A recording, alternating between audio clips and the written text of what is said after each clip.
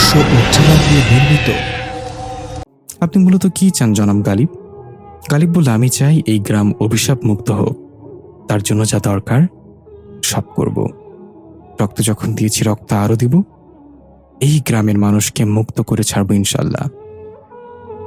সাফি ইসলাম ধমক দিয়ে বলল, ভণ্ডামি কম করে কাজে লেগে পড়ুন। আমি আপনাকে চিনি। আমাদেরকে যুদ্ধে নামিয়ে দিয়ে নিজেই চলে যাবেন জমিসার টুপকি চাটতে? গালিব এবার বস্তা উঠাতে উঠাতে বলল, ইজ্জত পাইলাম না। এবার একটা বস্তা ভেতরের ঘরে রেখে এসে দেখল সাফি ইসলাম এখনো জোর খাটাচ্ছেন বস্তা ওঠানোর জন্য, কিন্তু কিছুতেই উঠাতে পারছে না। গালিব এসে বলল, যদি মুখের মতো হাত দুটো টডং টডং চলতো। সাফি ইসলাম ধমক দিয়ে বলল, আমি মেয়ে মানুষ, এভাবে মজা নেবেন না। গালিব অন্য একটা বস্তা হাতে নিয়ে বলল, ওহ থ্যাংক ইউ ম্যাম, আপনি না বললে আমি জানতামই না আপনি মেয়ে মানুষ। দেখি সাইড দেন, বাতাস আসছে না। সাফি ইসলাম এক পাশে সরে গিয়ে বলল, ঠিক আছে, সময় ভালো আপনার, বলে যান, আগামীকাল আমার হবে। গালিব আর কিছু না বলে এক এক করে সব বস্তা ঘরের ভেতর নিয়ে রাখল। তারপর বস্তাগুলোর মুখ খুলে কাটা মাথাগুলো বের করে নির্দিষ্ট বাটিতে নিয়ে রাখতে লাগলো দুজন মিলে। কাজ সম্পন্ন হলে গালিব হাঁপাতে হাঁপাতে কোমরে হাত দিয়ে শরীর টান দিয়ে বলল, তাহলে ম্যাম এখন আমাদের অপেক্ষা করতে হবে জমিসার জন্য? সাফি ইসলামও ক্লান্ত হয়ে এক জায়গায় বসে বলল, আর জমিসা আসবে অমাবস্যার রাতে তার শিকার নিতে। এবার সে নিজেই শিকার হবে। গালিব অদ্ভুত একটা হাসি দিয়ে বলল, আপনি কি এই দৃশ্যটা কল্পনা করতে পারছেন ম্যাম? শিকারী যখন নিজেই শিকারের জালে ফেসে যাবে। সাফি ইসলাম নিজের কল্পনায় দেখতে লাগলো কালো হুডি পরা একজন রাগে গর্জন করছে সিংহের মতো। তার চারপাশে লবণের আবরণে বৃত্ত। সে ছটফট করে এই বৃত্তের চারপাশে ছোটাছুটি করছে, কিন্তু বাইরে বের হতে পারছে না। দৃশ্য পরিবর্তন। রুকু তার ধ্যান ভেঙে হাওয়ায় ভাসমান থেকে ধপাস করে নিচে পড়ল। সাথে সাথে আশেপাশে সকল ছায়ামূর্তিগুলো গায়েব হয়ে গেল ধোয়ার মতো। রুকু চোখ খুলে হতাশার কণ্ঠে বলল, নমি আজও আসলো না। রুকু মূলত নমির আত্মাকে উপস্থিত করার জন্য এত কিছু করছে। নমি একমাত্র বলতে পারবে সেদিন কি হয়েছিল এবং ঠিক কোন সময় পৌঁছালে নমিকে জীবিত পাওয়া যাবে। যেমনটা ফিরে এসেছিল মৃত তারা জীবিত হয়ে। হঠাৎ পেছন থেকে ইয়ামসার কণ্ঠ, জমিসাকে তারা আটকে ফেললে তোমার কোনো মন্ত্রই আর কাজে দিবে না। তোমাকে যা করার অমাবস্যার আগেই করতে হবে। রুকু পেছনে তাকিয়ে হিয়ামসাকে দেখে বলল, আমি যদি তোমাকে নওমির ছবি দেখাই তাহলে কি তুমি তাকে এখানে নিয়ে আসতে পারবে? হিয়ামসা বলল, একটা কথা কি জানো, তোমার ব্রেন অনেক ভালো, সময় পেলে একটু ব্যবহারও কইরো। আরে আত্মার জগৎ থেকে কাউকে নিয়ে আসা আমার পক্ষে সম্ভব না, সেটা তুমিও জানো। তোমার মন্ত্রের প্রভাবে যারা আসবে তারাই। রুকু বলল, তাহলে তুমি কিভাবে অগাধে আসা যাওয়া করছো? হিয়ামসা বলল, কারণ আমি স্পেশাল। আমি অন্য একজনের বদলি হিসেবে বলি হয়েছিলাম, আর তাই আমি মুক্ত আত্মা। রুকু বলল, তুমি যদি মুক্তই হও তাহলে এসবে কেন জড়াচ্ছ? তুমি তো এভাবেই ঠিক আছো। হিয়ামসা বলল, কারণ আমার মাঝে বেঁচে থাকাকালীন সকলের মাসিয়া হওয়ার একটা পোকা ছিল, যা মরার পরও বিদ্যমান। আমি সকলের মাসিয়া হয়ে বাচ্চাদের আত্মা মুক্ত করব ঠিক আমার মতো, আর এজন্য তোমার সাহায্য লাগবে। রুকু ভ্রুকুচকে বলল, তুমি বলতে চাচ্ছ জমিসা হেরে যাওয়ার পর আমি তোমাদের ওই আত্মার জগৎ থেকে মন্ত্র বলে ফিরিয়ে আনি? তাহলে সাফিয়া ম্যামের ছেলেকে কেন নিয়ে গেলে যদি এতই মাসিয়া হওয়ার শখ তোমার? হিয়ামসা বলল, এটা তার প্রাপ্য ছিল। তুমি এখন ঘুমোতে পারো, বাকি আলোচনা কাল হবে। এই বলে হিয়ামসা আস্তে আস্তে অদৃশ্য হয়ে যেতে লাগলো। রুকু বলতে লাগলো, এখন মাসিয়াগিরি বের হয়ে যাচ্ছে, তাই চলে যাচ্ছ? খবরদার, আমার সামনে আর কখনো এসব নাটকবাজি করবে না। এই বলে রুকু হনহনিয়ে হেঁটে গিয়ে বিছানার উপর বসলো। ল্যাপটপটা খুলে দেখলো হালিল জামাতদার মেসেজ দিয়ে রেখেছে একটু আগেই। নিজেকে স্বাভাবিক করে চুলগুলো খোপা করে বেঁধে মেসেজ সিন করলো রুকু, তোমাকে না বলেছ এই গ্রাম থেকে চলে আসো? আমার কথা কি বুঝতে পারছো না তুমি? রুকু মেসেজের রিপ্লাই দিতে যাবে, তখন অন্য হাতে চাপ পড়ে অসাবধানতা বশত লোকেশন ট্র্যাক আর অ্যাপটা ওপেন হয়ে গেল। এই অ্যাপটা নামিয়েছিল এই গ্রামটা খুঁজে বের করার জন্য, কারণ গুগল ম্যাপে এটা শো করছিল না। রুকুর মনেই ছিল না ল্যাপটপে এই অ্যাপটা এখনো আছে। কিছু একটা ভেবে রুকু সেখানে হালিল জামাদারের ফোন নাম্বার উঠিয়ে সার্চ করলো ওই ফোনের বর্তমান লোকেশন কোথায় আছে এটা দেখার জন্য। যখন সার্চিং হচ্ছিল তখন রুকু গিয়ে এক গ্লাস পানি নিয়ে আসলো খাওয়ার জন্য। পানির গ্লাসটা হাতে নিয়ে এসে যখন ল্যাপটপের দিকে তাকালো তখন রুকুর চোখ কপালে উঠে গেল। গ্লাসটা ঠাস করে বিছানার উপর পড়ে সকল পানি গড়িয়ে বিছানা ভিজিয়ে দিল।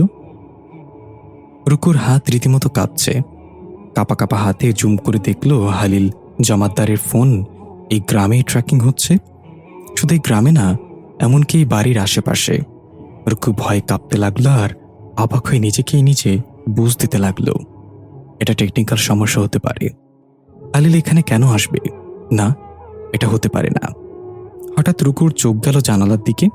দেখলো একজোড়া জ্বলন্ত চোখ এক দৃষ্টিতে রুকুর দিকে তাকিয়ে আছে। আচ্ছা, মৃত্যুর পর কি ফিরে আসা যায়?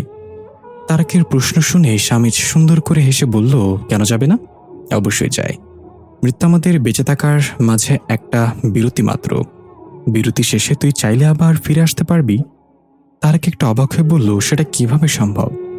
তাহলে আমার বাবা কেন ফিরে আসছে না? স্বামীজি একটু ভেবে বলল, তোর বাবা হয়তো মৃত্যুর পর কোনো অ্যাঞ্জেলের মেয়ের প্রেমে পড়ে তোদেরকে ভুলে গেছে। তারাক ভ্রুকুচকে বলল, তুই কি মজা নিচ্ছিস আমার সাথে? স্বামীজ বলল, শুরু করেছে কে? ভাই শোন, আমি একটা বইয়ে পড়েছিলাম মৃত্যুর পর মানুষের আত্মা একটা নির্দিষ্ট স্থানে চলে যায়, যেখান থেকে আর কখনো ফিরে আসা যায় না। তারা কৌতূহলী হয়ে বলল, তাহলে যে মানুষ কখনো কখনো মৃত মানুষকে দেখতে পায় সেটার ব্যাখ্যা কি? স্বামীজ বলল, আরে গাধা, ওইগুলো আমাদের সাথে থাকা কারিন জিন। তারা আরো কৌতূহলী হয়ে জিজ্ঞাসা করল, কারিন জিন মানে? স্বামীজ বলল, কার পাল্লায় পড়লাম? এই জন্যই বলি বইটা পড়, জ্ঞান অর্জন করে পণ্ডিত হও। শোন, কারিন জিন হলো জিনের একটা প্রজাতি। তারা মানুষের সাথে থাকে।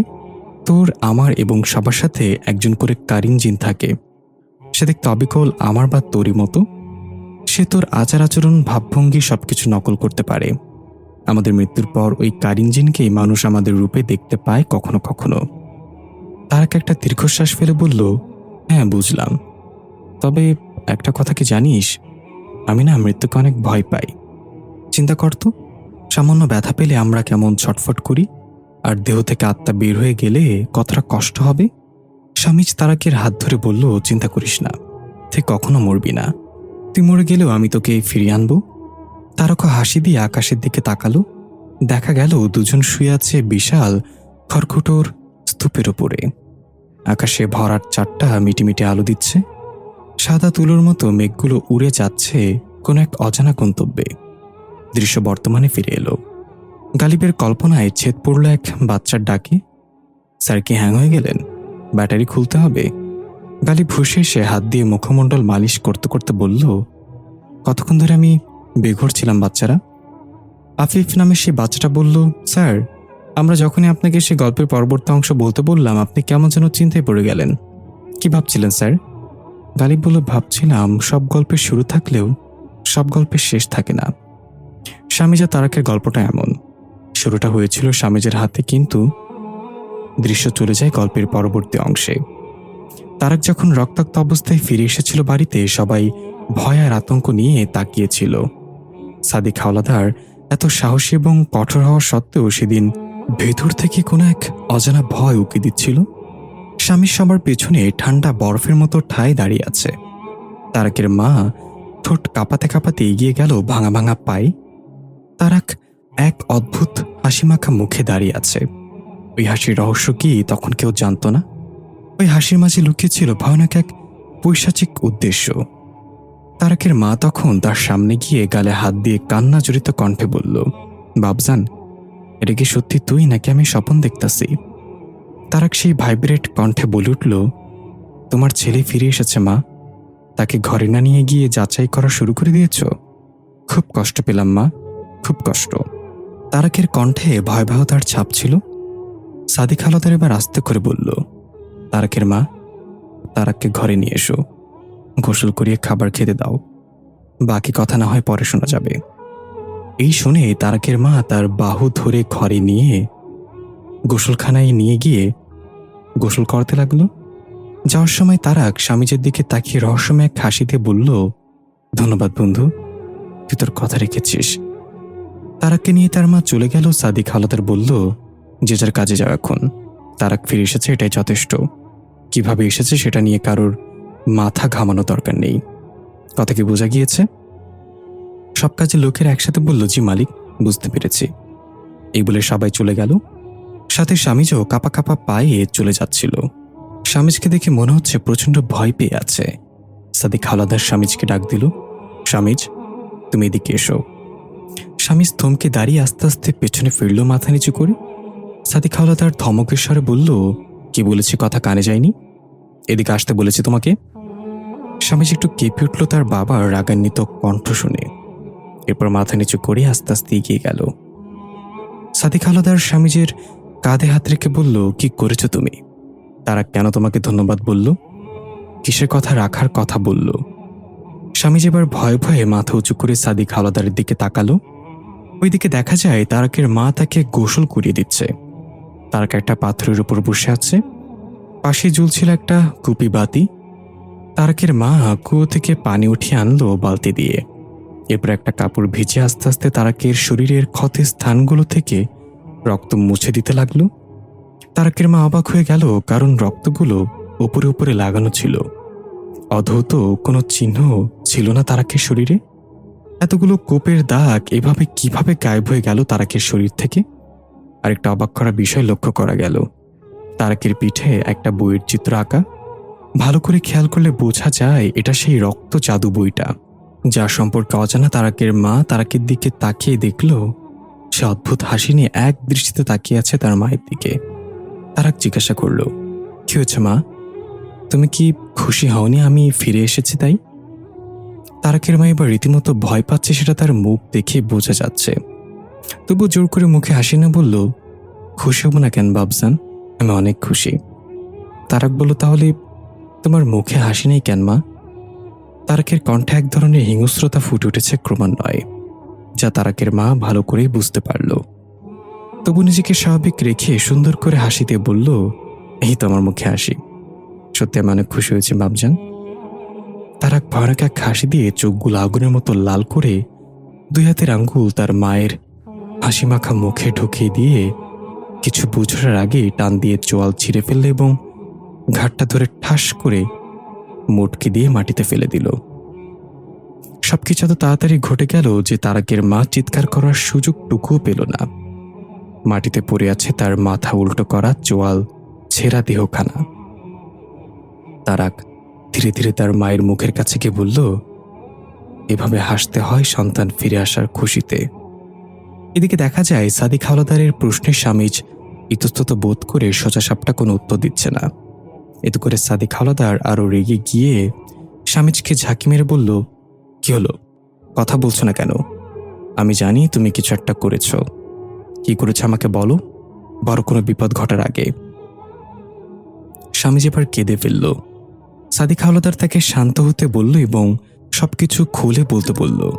যখন স্বামী সবকিছু বলার জন্য প্রস্তুত হলো, ঠিক তখনই দরজা দিয়ে রক্ত মাখা হাতে প্রবেশ করে তারাক। ভয়ানক এক চাহনিতে স্বামীজির দিকে তাকিয়ে তাকিয়ে গিয়ে খাবার টেবিলে বসে প্লেট ঠাস করে উল্টো করে ফেলে কর্কশ গলায় বলল, আমার খিদে পেয়েছে, খাবার দে। এদিকে স্বামীজ প্রচন্ড ভয় পেয়ে বাবার হাত চেপে ধরল। সাদিক হাওলাদার বুঝতে পারল কিছু একটা অস্বাভাবিক হচ্ছে এখানে, তাই আস্তে করে জিজ্ঞাসা করল, তারাক, তোমার মা কোথায়? তারাক সুন্দর করে হাসি দিয়ে বলল, মা, তাকে তো মেরে ফেলেছি, সে আমার ফিরে আসাতে খুশি হয়নি। এটা শুনে সাদিক হাওলাদারের ভিতর থেকে কেঁপে উঠল। একবার দেয়ালে টাঙানো বন্দুকটার দিকে তাকালো আর চোখে। সাদিক হাওলাদার এতক্ষণে বুঝে গিয়েছে তারাকের রূপে ভয়ানক কোনো পিশাচকে ঘরে ঢুকিয়েছে সে। এক ছুটে গিয়ে দেয়াল থেকে বন্দুকটা টান দিয়ে নামিয়ে তারাকের দিকে তাক করে বলল, কে তুই? এখানে কি উদ্দেশ্যে নিয়ে এসেছিস বল। স্বামীজ ভয়ে কাঁপছে আর পিছিয়ে যাচ্ছে। তারা হাসতে হাসতে এক লাফে টেবিলের উপর উঠে শিকারী পশুর মতো সামনে হাতে ভর দিয়ে বসে বলল, আমি এখানে আসিনি, আমাকে নিয়ে আসা হয়েছে। সাদিক হাওলাদার বন্দুকের ট্রিগারে আঙ্গুলটা আরো শক্ত করে ধরে বলল, কে নিয়ে এসেছে তোকে? তারাক স্বামীজির দিকে তাকিয়ে বিদঘুটে এক হাসি দিয়ে বলল, তুই এখনো বলিসনি তোর বাবাকে? স্বামীজ ভয় চিৎকার করে বলল, আমি তোকে ডাকিনি, আমি জানি না তুই কে, কি নিয়ে কথা বলছিস।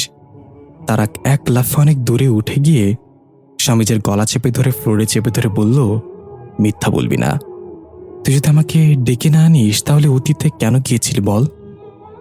সাদিক হাওলাদার আর কিছু না ভেবে ট্রিগার চাপ দিয়ে দিল তারাককে লক্ষ্য করে। যা গিয়ে লাগলো সোজা তারাকের পিঠে, সেই বইয়ের চিত্রের ওপর। সেখান থেকে গলগলিয়ে কালো কুচকুচে তরল বের হয়ে আসতে লাগলো। তারাক স্বামীজকে ছেড়ে দিয়ে হুঙ্কার দিয়ে উঠে সাদিক হাওলাদারের দিকে তেড়ে গেল। সাদিক হাওলাদার আর কিছু না ভেবে অন্য গুলিটাও চালিয়ে দিল। আগেরকার জমিদারের 2 বুলেটওয়ালা এক ধরনের বন্দুক থাকতো, এটা সেই ধরনের বন্দুক ছিল। দ্বিতীয় বুলেটটা গিয়ে লাগলো সোজা তারাকের বুকে। সেখান থেকেও ছিদ্র হয়ে কালো তরল বের হতে লাগলো। কিন্তু তারাকের যেন কিছুই হলো না তাতে। তারাক এক ঝটকায় গিয়ে সাদিক হাওলাদারের হাত থেকে বন্দুকটা টান দিয়ে ফেলে চোখের পলকে সাদিক হাওলাদারের পেটের ভেতর হাত ঢুকিয়ে তার নাড়িভুড়ি বের করে নিয়ে আসলো পেট চিরে।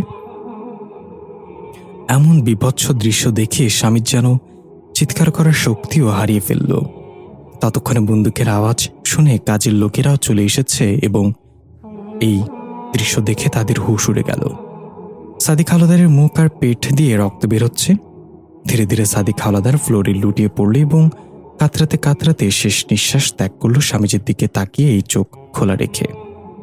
কাজের লোকেরা যেভাবে পারে দৌড়ে পালানোর চেষ্টা করতে লাগলো, কিন্তু তারাক চোখের ইশারায় এক এক করে সকল দরজা জানলা ঠাস ঠাস করে বন্ধ করে দিল এবং হিংস্র জন্তুর মতো গর্জন করে বলল, রক্তের হোলি হবে আজ, তোরা দেখবি কে আয়। এ বলে এক এক করে সেখানে থাকা সবাইকে নৃশংসভাবে মারতে লাগলো তারাক।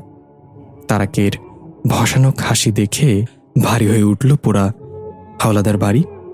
দেয়ালে দেয়ালে পানির পিকের মতো রক্তের ছেটা পড়তে লাগলো। সবাইকে মারা শেষে তারাক রক্তমাখা মুখে ভয়ানকভাবে হাসতে হাসতে বলল, রক্তের ঘ্রাণ ভারী মিষ্টি। তখনই পেছন থেকে একটা শাপলা ঢুকে গেল তারাকের পিঠ থেকে পেট ভেদ করে। মাটি করার জন্য ব্যবহৃত লোহার শোচালো শিককে শাপল বলা হয়। তারাক পেটে চাপ দিয়ে ধরে কোকড়াতে কোকড়াতে পেছনে তাকিয়ে দেখল এটা স্বামীজ। রাগার কষ্টে স্বামীজের চোখ দিয়ে যেন আগুন বের হচ্ছে। তারাক কাতরাতো কণ্ঠে বলল, বন্ধু, এটা তুই কি করলি?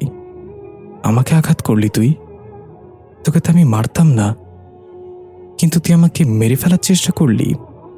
স্বামীজি এক টানে শাপলটা বের করে আবার ঢুকিয়ে দিল তারাকের পেটে এবং চিৎকার করে বলল, তুই আমার বন্ধু হতেই পারিস না, তুই একটা পিশাচ, আর তোকে আমি মেরে ফেলবো। তারা খাটু গেড়ে বসে পড়ল এবং হাসতে হাসতে বলল, প্রথমবার মারলাম তোকে বাঁচানোর জন্য, আর দ্বিতীয়বার তুই নিজে আমাকে মারলি। খুব কষ্ট পাইলাম বন্ধু, খুব কষ্ট পাইলাম। তবে মনে রাখিস, আমি ফিরে আসব। একবার না, 2বার না, বারবার ফিরে আসব। পুরো গ্রামকে বিনাশ করে দেব। ফিরে আসবো তোর নামের উল্টো নাম দিয়ে। তারাককে তো মেরে ফেলেছিস, কিন্তু জমিসার মৃত্যু নেই। এ বলে তারাক আস্তে আস্তে পড়ে গেল নিচে। তখন ফুটে উঠল তারাকের শরীরের আগের সকল আঘাতের চিহ্ন। স্বামীজির পুরো শরীর রক্তে ভেজা। ভাঙা ভাঙা পায়ে হেঁটে গিয়ে বাবা সাদিক হাওলাদারের ক্ষতবিক্ষত লাশের পাশে ধপাস করে বসে পড়ল আর কান্না করতে লাগলো। একমাত্র বেঁচে থাকা স্বামীজ যেদিকে তাকাচ্ছে সেদিকেই শুধু লাশ আর লাশ। স্বামীজির ঠোঁট কাঁপানো কান্না আস্তে আস্তে জোরালো হতে শুরু করল। ফ্লোরে হাত চাপড়ে চাপড়ে কান্নার শব্দ তেজ হতে লাগলো। এক পর্যায়ে কান্না রূপ নিল আত্মচিৎকারে। হাওলাদার বাড়ি কেঁপে উঠল স্বামীজের আর্তনাদে। দৃশ্য ফিরে এলো বর্তমানে।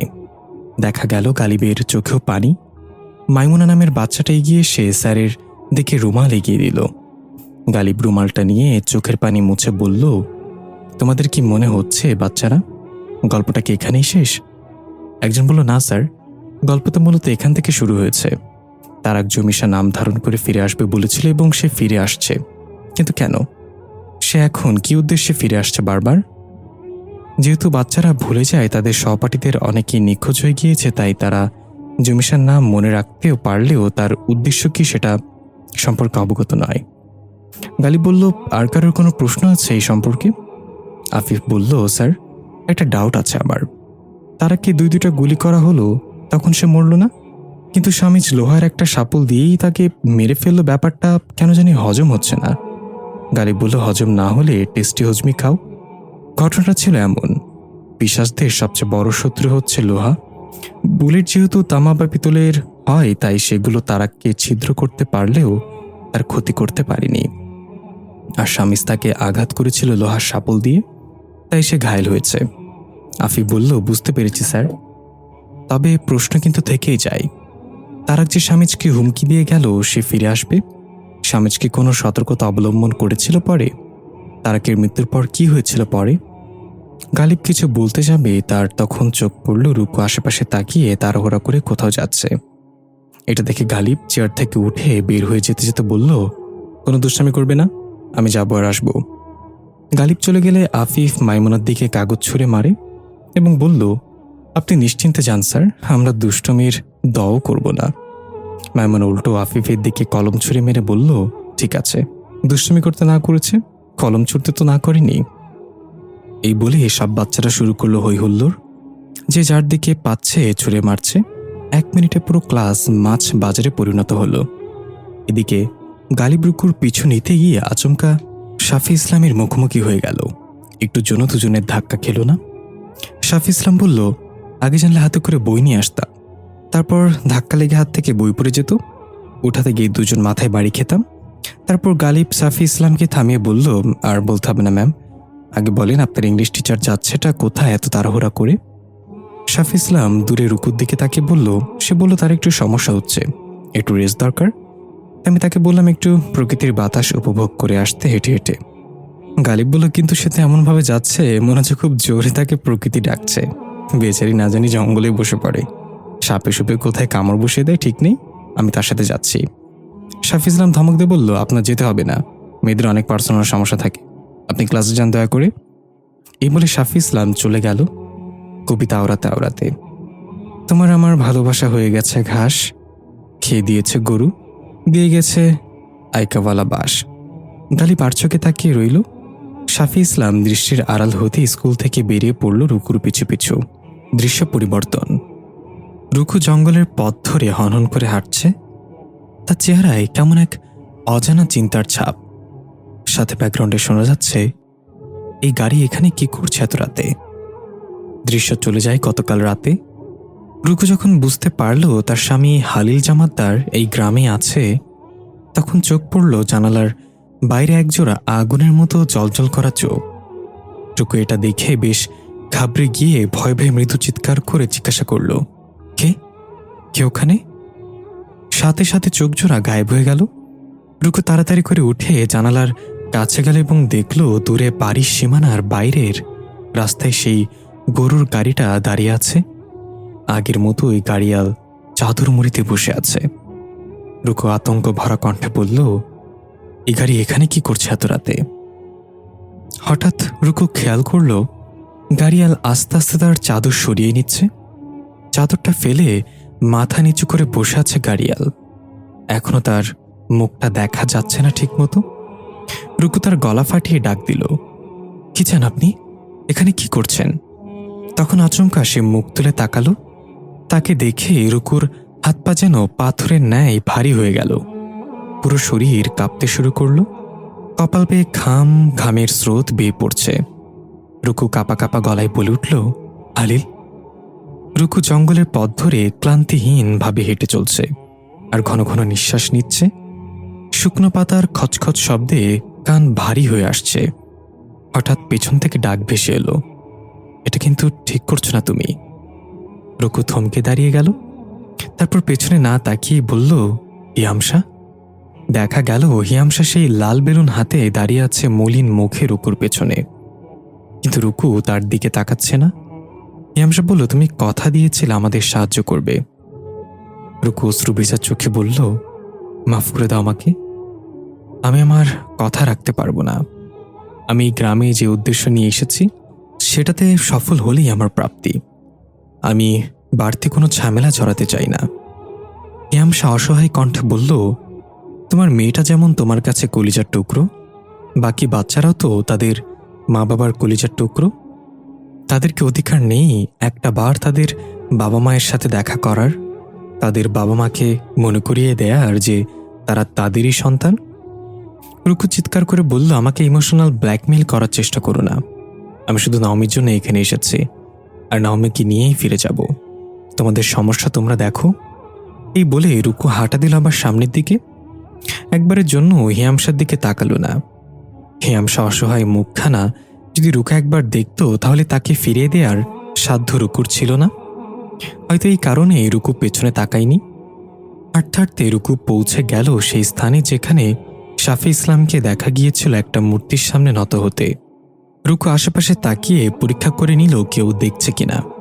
নিশ্চিত হয়ে শাফি ইসলামের ন্যায় পা নিচে দিয়ে থাকা শুকনো পাতার আবরণ সরাতে লাগলো। একসময় বেরিয়ে এলো সেই লোহার ঢাকনা।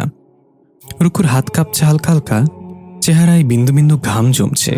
এরপর নিচু হয়ে লোহার ঢাকনাটা তুলল। সেখান থেকে বের করে আনলো অদ্ভুত ভয়ানক দেখতে সেই স্বর্ণের মূর্তি, যার এক হাতে একটা চাকু এবং অন্য হাতে মশাল। রুকু কাঁপা কাঁপা হাতে মূর্তিটা উঁচু করে ধরে ভালোভাবে পর্যবেক্ষণ করতে লাগলো। অদ্ভুতভাবে হাসতে হাসতে রুকু বলল, এটাই সেই মূর্তি। রুকুর হাসির সাথে দৃশ্য চলে যায় গতকাল রাতে। রুকু যখন গরুর গাড়িতে গাড়িয়াল হিসেবে হালিল জমাদারকে দেখল, তখন আর কিছু না ভেবে এক দৌড়ে বাড়ি থেকে বের হয়ে গেল। ততক্ষণে গরুর গাড়ি চলতে শুরু করে দিয়েছে। রুকু সেটার পিছু নিল আর বলতে লাগলো, দাঁড়াও হালিল, তুমি এখানে কি করছো? দাঁড়াও বলছি। কিন্তু গরুর গাড়ি থামছে না। রুকু এবার ছেড়ে দিচ্ছে না। সে প্রাণপণে ছুটছে গাড়ির পেছনে। রুকু দেখল গরুর গাড়িটা খুব আস্তে চলছে, তবু এত জোরে দৌড়ে সেটার নাগাল পাচ্ছে না। দৌড়াতে দৌড়াতে এক পর্যায়ে রুকু ক্লান্ত হয়ে রাস্তার মাঝখানে দাঁড়িয়ে পড়ল আর হাঁটুতে ভর দিয়ে উপর হয়ে হাঁপাতে লাগলো। ক্লান্তিতে জিহ্বাটা অর্ধেক বের হয়ে আসছে। মাথা তুলে তাকিয়ে দেখল গরুর গাড়ি ধীরে ধীরে চলে যাচ্ছে। চিৎকার করল নিজে নিজেই, এসব কি হচ্ছে? হালিল এখানে কি করছে? হঠাৎ খেয়াল করল দূরে গিয়ে গরুর গাড়িটা থেমে গেল। রুকু কিছুক্ষণ তাকিয়ে রইল, নিশ্চিত হলো সেটা নড়াচড়া করছে না। এক পা দুপা করে রুকু এগিয়ে যেতে লাগলো। আবার আস্তে আস্তে হাঁটার গতি বাড়ালো, হাঁটা থেকে আবার দৌড় দিল, আবার যেন মিস করে না ফেলে এই ভেবে। এবার রুকু একদম গরুর গাড়ির কাছে চলে এলো। আশ্চর্যজনকভাবে সেখানে কোনো গাড়িয়াল ছিল না, শুধু দুইটা গরু চুপচাপ দাঁড়িয়ে আছে গাড়ির সাথে। হালকা অন্ধকারে গরুর চোখগুলো সবুজ আলোর মতো জ্বলছিল। রুকু আশেপাশে তাকালো, কাউকেই দেখতে পেল না। এরপর রুকু গরুর গাড়িটা পরীক্ষা করে দেখল সেখানে রক্ত লেগেছে কিনা। একটা ব্যাগ দেখতে পেল এক কোণে রাখা আছে। রুকু টান দিয়ে ব্যাগটা এনে সেটার চেন খুলে দেখল ভেতরে কিছু জামাকাপড়, একটা মোবাইল আর সিগারেটের বক্স। রুকুর আর বুঝতে বাকি রইল না এগুলো হালিলের জিনিসপত্র। এসব দেখে রুকুর চোখ যেন কপালে উঠে গেল। ঠিক তখন পেছন থেকে রুকুর কাঁধে কেউ হাত রাখল।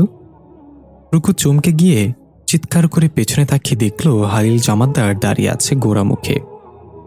রুকু এক ঝটকায় পিছনে গিয়ে আতঙ্ক ভরা কণ্ঠে জিজ্ঞাসা করল, হালিল তুমি এখানে? পরের দৃশ্যে দেখা যায় হালিল এবং রুকু পাশাপাশি বসে আছে গরুর গাড়ির পেছনে। কারোর মুখে কোনো কথা নেই। নীরবতা ভেঙে রুকু বলল, তাহলে তুমি ছিলে সেই গাড়িয়াল যে বারবার এসে আমাকে গ্রাম থেকে ফিরে যাওয়ার জন্য সতর্ক করেছিলে? হালিল বলল, হ্যাঁ আমি।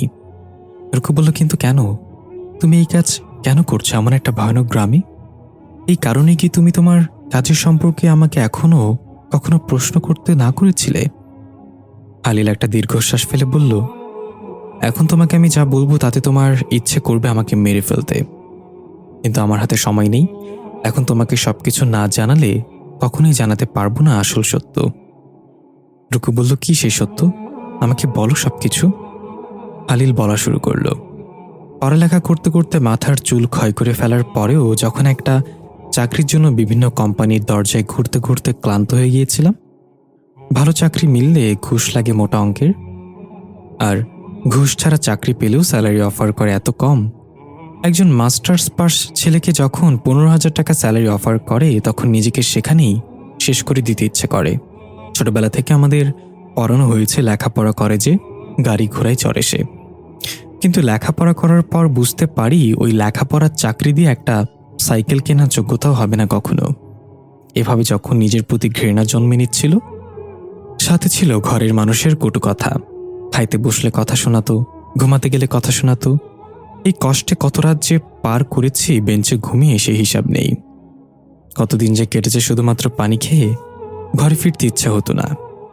আমাদের সমাজে বেকার ছেলে আর কালো মেয়ে পরিবারের যতই প্রিয় হোক না কেন, একটা সময় পর তারা পরিবারের বোঝা হয়ে যায়। তখন নীরবে চোখের পানি ফেলা ছাড়া আর কোনো উপায় থাকে না। হতাশার নিজের সাথে যুদ্ধে যখন আমি পরাজয়ের দ্বার প্রান্তে, তখন একটা ছেঁড়া পত্রিকার কাগজে দেখতে পেলাম অদ্ভুত এক চাকরির বিজ্ঞাপন, যা ছিল আমার ধারণার বাইরে। আমি আর কিছু না ভেবে ক্লান্ত শ্রান্ত হয়ে ময়লা কাপড়েই চলে গেলাম একটা অদ্ভুত গ্রামে, যা ছিল শহর থেকে সম্পূর্ণ বিচ্ছিন্ন। এখানের মানুষগুলো অদ্ভুত। তারা কিভাবে যেন তাকিয়েছিল আমার দিকে। ঠিকানা মতো আমি পৌঁছে গেলাম হাওলাদার বাড়িতে। বাড়ির সামনে বিশাল ডালিম বাগান দেখে যতটা না আশ্চর্য হয়েছিলাম, তার চেয়ে বেশি লোভে পড়ে গিয়েছিলাম। 2 দিন ধরে পানি ছাড়া কিছুই খাইনি। গাছে টসটসে লাল ডালিমগুলো দেখা যাচ্ছে। ইচ্ছে করছিল এখনই ঝাঁপিয়ে পড়ি, কিন্তু আমার ধ্যান ভাঙল একটা লোকের ডাকে। আপনি কি চাকরির জন্য এসেছেন? আমি শুকনো গলায় মাথা ঝাঁকিয়ে সায় দিলাম। লোকটা বলল, আমার সাথে আসুন।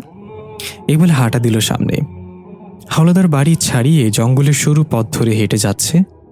আমি জানি না কোথায় নিয়ে যাওয়া হচ্ছে আমাকে, কিন্তু কেন জানি কোনো প্রশ্ন না করেই আমি তাকে অনুসরণ করলাম চুপচাপ। হাঁটতে হাঁটতে একটা পুরনো শ্যাওলা ধরা বাড়ির সামনে গিয়ে থামলো সে আমাকে নিয়ে। লোকটা বলল, আপনি ভেতরে যান, সে আপনার জন্য অপেক্ষা করছে। এই বলে লোকটা চলে গেল আবার সেই পথে, যে পথ ধরে এসেছিল। এখন এই পুরনো গা ছমছমে বাড়ির সামনে আমি একা দাঁড়িয়ে আছি। চারিদিকে এতটা নীরবতা যে নিজের বুকের ধুকপুক আওয়াজটাও স্পষ্ট শুনতে পাচ্ছিলাম। একবার ভাবছিলাম চলে যাব এখান থেকে, কোনো কিছুই ঠিক মনে হচ্ছে না। তারপর আবার কানে বাজলো বাবার কটু কথা, এত বড় সাওয়াল হয়ে এখনো বাপের ঘাড়ে বসে বসে খাস, লজ্জা করে না তোর? বন্ধু বান্ধবরাও আর কি ছলানে কথা শোনাতো। সেসব ভাবতে ভাবতে আমি বাড়ির ভেতরে ঢুকে গেলাম। বিস্মিত হয়ে চারিদিকে তাচ্ছিল্য হচ্ছিলাম হাঁ করে। কারণ বাড়িটা বাইরে থেকে যতটা পুরানো, ভেতরে তার চেয়ে বেশি জাঁকজমকপূর্ণ। মনে হচ্ছিল ছোটখাটো একটা রাজপ্রাসাদ। আমি যখন হাঁ করে তাকিয়ে দেখছিলাম সবকিছু, তখন হঠাৎ একজনের কণ্ঠ শুনতে পেলাম, স্বাগতম তোমাকে। পিছনে তাকিয়ে দেখলাম কালো হুডি পরা একজন লোক চেয়ারে বসে আছে। তার চেহারা দেখা যাচ্ছে না। আশ্চর্য, একটু আগেও আমি এখানে দেখেছিলাম, তখন এখানে কেউ ছিল না। হাতের ইশারায় সে আমাকে বসার জন্য বলল। আমি আস্তে আস্তে গিয়ে তার থেকে একটু দূরে চেয়ারে কাচুমাচু হয়ে বসে পড়লাম। সে আমাকে অবাক করে দিয়ে বলল, তোমার নিশ্চয়ই খুব খিদে পেয়েছে, আগে খাবার খেয়ে নাও, কাজের কথা পরে হবে। আমি আর কিছু বললাম না। সে হাতে হলুদ রঙের গ্লাভস পরা ছিল। গ্লাভসের উপরেই 2 হাত বারবার হাততালি দিল। কিছুক্ষণ পরে এক ভদ্র মহিলা ট্রেতে করে খাবার নিয়ে এলো এক গাদা। এত খাবার দেখে আমার চোখ দিয়ে পানি বের হয়ে গিয়েছিল সেদিন। শেষ কবে পেট পুরে খেয়েছি সেটা মনে নেই। খাবার যখন আমার সামনে রাখা হলো, আমি ক্ষুধার্ত সিংহের ন্যায় ঝাঁপিয়ে পড়লাম খাবারের ওপর। এত সুস্বাদু খাবার আমি জীবনে খাইনি। কয়েক জাতের মাংস ছিল, ভাত ছিল, মাছ ছিল। আমি ভুলে গিয়েছিলাম এখানে চাকরির জন্য এসেছি। এক নিমিষেই সকল খাবার সবার করে ফেললাম। আমি যতক্ষণ খাচ্ছিলাম ততক্ষণ আমার সামনেই বসেছিল হুডি পরা সে, আর পাশে দাঁড়িয়েছিল খাবার নিয়ে আসা ভদ্রমহিলা। হাত ধুয়ে তৃপ্তির ঢেকুর তুলে চেয়ারের সাথে গায়ে এলিয়ে দিলাম। ভদ্রমহিলা খাবারের খালি পাত্রগুলো নিয়ে ভেতরে চলে গেলেন। এরপর হুডি পরা লোকটা বলল, তাহলে এখন কাজের কথা আসা যাক। আমার তখন মনে পড়ল আমি এখানে চাকরির জন্য এসেছি। আমি সোজা হয়ে বসে আস্তে করে বললাম, যে বলুন স্যার, আমার কাজটা কি হবে এখানে? সে বলল, গরুর গাড়ি চালানো। আমি তার কথা শুনে ভড়কে গেলাম। গরুর গাড়ি চালানো মানে? সে কি মজা করছে আমার সাথে? আমি জিজ্ঞাসা করলাম। সরি স্যার, বুঝতে পারিনি। গরুর গাড়ি চালানো মানে? সে বলল, ঠিক শুনেছেন, তোমাকে গরুর গাড়ি চালাতে হবে। এই গ্রামের সকলের প্রয়োজনীয় জিনিসপত্র তোমাকে নেয়া আনা করতে হবে। এর জন্য তোমাকে ভালো অঙ্কের স্যালারি দেওয়া হবে। আমি তখন মনে মনে ভাবলাম, এই অজপাড়া গায়ে গরুর গাড়ি চালিয়ে আর ক টাকায় বা স্যালারি দিবে? এখানে এসে একটাই লাভ হলো, পেট পুরে খেয়ে নিলাম। চাকরিটা মনে হয় আর করা হবে না। আমার ভাবনায় ছেদ পড়ল তার কথায়। তখন সে যা বলল তাতে আমার হুশ উড়ে গেল। আমার গলা দিয়ে যেন ঢোক গিলতে পারছি না। সে বলল, এর জন্য তোমাকে 5 লক্ষ টাকা স্যালারি দেয়া হবে প্রতি মাসে। আমি তবদা খেয়ে বসে পড়লাম। তোতলানো কণ্ঠে বললাম, 5 লক্ষ? লোকটা অদ্ভুতভাবে হেসে বলল, কম মনে হচ্ছে? ঠিক আছে, 10 লক্ষ। যা খেয়েছিলাম তা গলা দিয়ে বের হয়ে আসতে চাইছে তার কথা শুনে। আমি কাশতে কাশতে শুরু করলাম। কাশতে কাশতে অস্পষ্ট ভাষায় বললাম, আর কি করছেন আপনি? লোকটা চেয়ারের পেছন থেকে একটা ব্যাগ টান দিয়ে এনে ক্যাচ করে সেটা চেইন খুলে ব্যাগটা ফাঁকা করতে আমার যেন হুঁশ উড়ে গেল। ব্যাগের ভেতর ছিল অগণিত টাকার বান্ডিল। আমি কথা বলার শক্তি পর্যন্ত হারিয়ে ফেললাম। শুধু ফ্যালফ্যাল করে টাকাগুলোর দিকে তাকিয়ে রইলাম। লোকটা বলল, এখানে 30 লক্ষ টাকা আছে, তোমার 3 মাসের স্যালারি অ্যাডভান্স। এখানে কোনো ইয়ার্কি হচ্ছে না হালিল জমাদ্দার। আমি ভ্যাবাচেকা খেয়ে গেলাম। কি বলবো ভাবতে পারছি না। তবে অনেক ভেবে আস্তে করে বললাম, সামান্য গরুর গাড়ি চালানোর জন্য তো আপনি আমাকে এতগুলো টাকা দিবেন না। আর কি কি চান আমার কাছে? লোকটা অট্টহাসিতে বলল, এই তো বুদ্ধিমানের মতো কথা বলেছ। তাহলে শোনো, গরুর গাড়ি চালানোর পাশাপাশি তোমাকে বড় একটা কোরবানি দিতে হবে।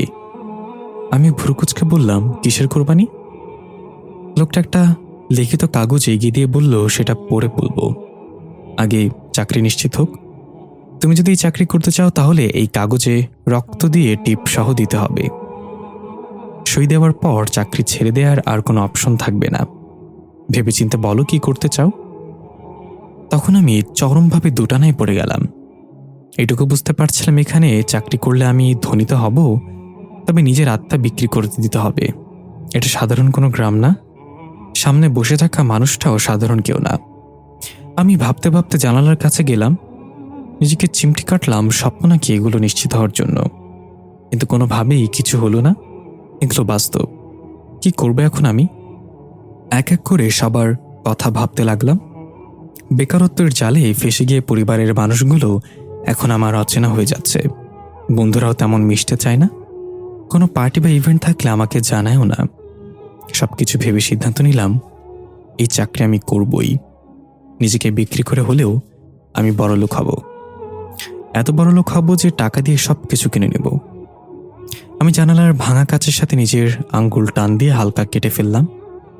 হনহনিয়ে গিয়ে রক্ত দিয়ে সেই কাগজে দরখাস্ত করলাম এবং চেয়ারে বসে বললাম, আমি চাকরিটা করব। এখন বলুন কি কোরবানি দিতে হবে আমাকে? আমি সবকিছুর জন্য প্রস্তুত। আমি শুধু টাকা চাই, প্রভাব প্রতিপত্তি চাই। লোকটা গম্ভীর হাসি দিয়ে টাকার ব্যাগটা আমার দিকে এগিয়ে দিয়ে বলল, তাহলে আগামীকাল থেকে কাজে লেগে পড়ো। তবে তোমার এই কাজ সম্পর্কে কেউ যাতে কিছু না জানে। গ্রাম থেকে বের হবার পর ভুলে যাবে তুমি কখনো এই গ্রামে এসেছিলে, এমনকি তোমার সবচেয়ে কাছের মানুষও যাতে না জানে। আমি বললাম, ঠিক আছে, যেমনটা আপনি বলবেন, কিন্তু কোরবানিটা কি সেটা তো বললেন না। লোকটা হাতের ইশারায় দরজার দিকে দেখিয়ে বলল, এখন তুমি যেতে পারো, আর কোরবানিটা সময় হলেই জানতে পারবে। তুমি এখন আমাদের সাথে চুক্তিবদ্ধ, মানে চুক্তিবদ্ধ, মনে থাকে যেন। আমি আর কোনো কথা না বলে সেদিন টাকার ব্যাগ কাঁধে নিয়ে চলে এসেছিলাম। শুরু হয় আমার জীবনের এক নতুন অধ্যায়। এই বলে হালিল জমাদ্দার তার কল্পনা থেকে ফিরে আসলো। রুকু এক দৃষ্টিতে তাকিয়ে মনোযোগ দিয়ে সব কথা শুনছিল। তারপর অবাক চোখে জিজ্ঞাসা করল, তার মানে জমিশার কাছে তুমি আত্মা বিক্রি করে দিয়েছিলে হালিল? আমি বুঝতে পারছি তুমি পরিস্থিতির শিকার ছিলে। ওই সময়টা তোমার জন্য অনেক কঠিন ছিল। চোখের সামনে এতগুলো টাকা দেখলে যে কেউ ওই সিদ্ধান্তই নিত। কিন্তু কোরবানিটা কি ছিল হালিল, বলো আমাকে। হালিল জমাদ্দারের চোখে পানি টলমল করছে। রুকুর দিকে অসহায় চাহনিতে তাকিয়ে ঝরঝর করে চোখের পানি ছেড়ে দিল। ঠোঁট কাঁপতে লাগলো। রুকু কিছু একটা আন্দাজ করতে পেরে চোখের পানি ছেড়ে দিয়ে বলল, নাওমি। হালিল জমাদ্দার কাঁদতে কাঁদতে মাথা নাড়িয়ে সায় দিল। রুকু এক লাফে বসা থেকে উঠে গেল। হালিলের দিকে একবার তীক্ষ্ণ দৃষ্টিতে তাকিয়ে বলল, কি বলছো তুমি? তার মানে তুমি নাওমিকে কোরবানি দিয়েছ? হালিল, এত নিচে নেমেছ তুমি? হালিল বলল, আমি বুঝতে পারিনি রুকু। যতক্ষণে বুঝতে পেরেছি ততক্ষণে অনেক দেরি হয়ে গিয়েছে। এই চাকরিটা পাওয়ার পরে আমার অবস্থা উন্নতর শিখরে পৌঁছে গেল। আমি আকাশে উঠছিলাম তখন। এত খুশি ছিলাম যে ওই কোরবানির কথা ভুলেই বসেছিলাম। তার মাঝে তোমাদের সাথে আমার বিয়ে হলো, আমাদের একটা বাচ্চা হলো। আমি নিজের পছন্দের নাম রাখলাম নাওমি। তুমি রাখতে চেয়েছিলে রোকেয়া, নিজের নামের অক্ষরের সাথে মিলিয়ে। সেটা নিয়ে তোমার সাথে কত ঝগড়া আমার। আমাদের নাওমি বড় হতে লাগলো। আমি তোমাকে বিয়ের আগে জানিয়ে দিয়েছিলাম কাজের ব্যাপারে যেন জিজ্ঞাসা না করো। তুমি কখনো করনি। আমি কাজের জন্য মাসের অর্ধ সময় এই গ্রামে কাটাতাম। খুব সুন্দর মতোই চলে যাচ্ছিল দিনগুলো। কিন্তু আমার জন্য অপেক্ষা করছিল তখন ভয়ানক এক পরীক্ষা। গ্রামের বাচ্চাদের লাশগুলো নেয়া আনা করতাম গরুর গাড়ি দিয়ে। কখনো মনে প্রশ্ন জাগেনি আমি ঠিক করছি নাকি ভুল। হঠাৎ একদিন আমাকে বলা হলো, কোরবানির সময় হয়েছে হালিল জমাদ্দার, তোমার মেয়ের আত্মা দান করে দিতে হবে। এটা শুনে আমার পায়ের তলার মাটি সরে গেল। আমি সোজা ইনকার করে দিলাম। সে আমাকে রক্ত চুক্তি সে কাগজ দেখালো। আমি তবু এটা করতে রাজি হচ্ছিলাম না। আমাকে ভবিষ্যৎ দেখানো হলো, যেখানে আমার এবং তোমার লাশ পড়ে আছে ফ্লোরে। নাওমিকে টেনে নিয়ে যাচ্ছে অন্ধকার কোনো এক গুহায়। আমি হাঁটু গেড়ে বসে পড়লাম। এতদিনের শান্তির জীবন একটা সিদ্ধান্তেই শেষ হয়ে গেল। আমি জানতাম যদি চুক্তি না মানি তাহলে সে কাউকেই ছাড়বে না। আমাকেও মারবে, তোমাকেও মারবে, অবশেষে নাওমিকেও মারবে। আমি খুব খারাপভাবে ফেঁসে গিয়েছিলাম। বাধ্য হয়ে নিজের বুকে পাথর চাপা দিয়ে সিদ্ধান্ত নেই এটা আমি করব। আমার দ্বিতীয় কোনো অপশন ছিল না। হয় নাওমি মরবে, না হয় আমরা সবাই। প্রথম পদক্ষেপ ছিল আমাদের বাড়িতে একটা ভয়ানক জিন চালান করা। সেই জিন গিয়ে তোমার উপর ভর করে তোমার জীবিত পুতুল বানিয়ে ফেলবে। তুমি তার ইশারায় সবকিছু করবে। তারপর সময় হলে তোমার হাতে নাওমিকে মেরে ফেলবে। আর সেটাই হয়েছে। আমি সবকিছু জেনেও সেদিন কিছু করতে পারিনি। দারোয়ান চাচা এত বলার পরও তোমাকে কোনো হুজুর বা কবিরাজের কাছে নিয়ে যায়নি। আমি তো জানি তোমার কি হয়েছে। আমি ধুকে ধুকে মরছিলাম ভেতরে ভেতরে। নাওমিকে মারার পরে সব দোষ তোমার দিকে ছিল। আমি তোমার সাথে খারাপ ব্যবহার করে তোমাকে ছেড়ে দিতে চেয়েছিলাম, যাতে তুমি আমার মতো জানোয়ারের হাত থেকে মুক্তি পাও। আমি চাইছিলাম না তোমাকে আর আমার জীবনের সাথে জড়াতে।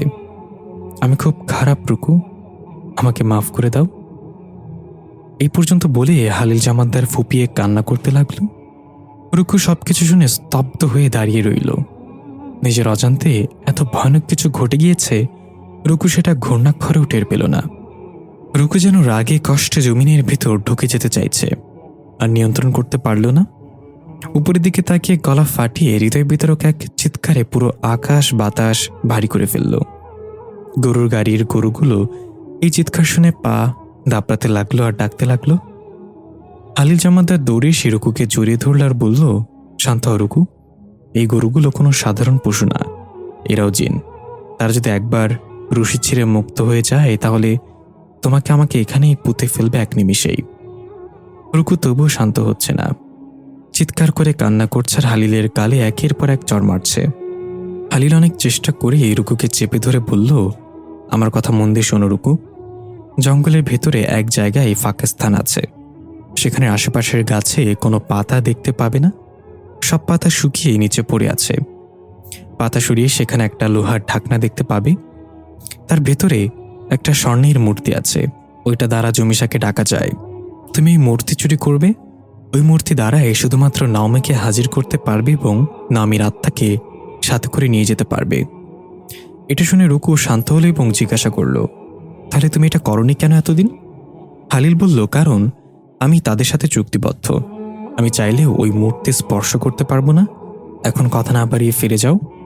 আগামীকাল সকাল সুযোগ বুঝে গোপনে চলে যাবে ওই মূর্তি চুরি করতে। রুকু চোখের পানি মুছে মাথা নাড়িয়ে সাই দিল। দৃশ্য বর্তমানে ফিরে এলো। রুকু সেই মূর্তিটা নিয়ে জঙ্গলের পথ ধরে ছুটছে প্রাণপণে। পেছন থেকে অনেক বাচ্চাদের আর্তনাদ আর কান্না ভেসে আসছে। রুকুর অনেক পরিচিত মানুষের কণ্ঠ শোনা যাচ্ছে, রুকু দাঁড়াও, ওটা নিয়ে যেও না, ফিরিয়ে দাও রুকু।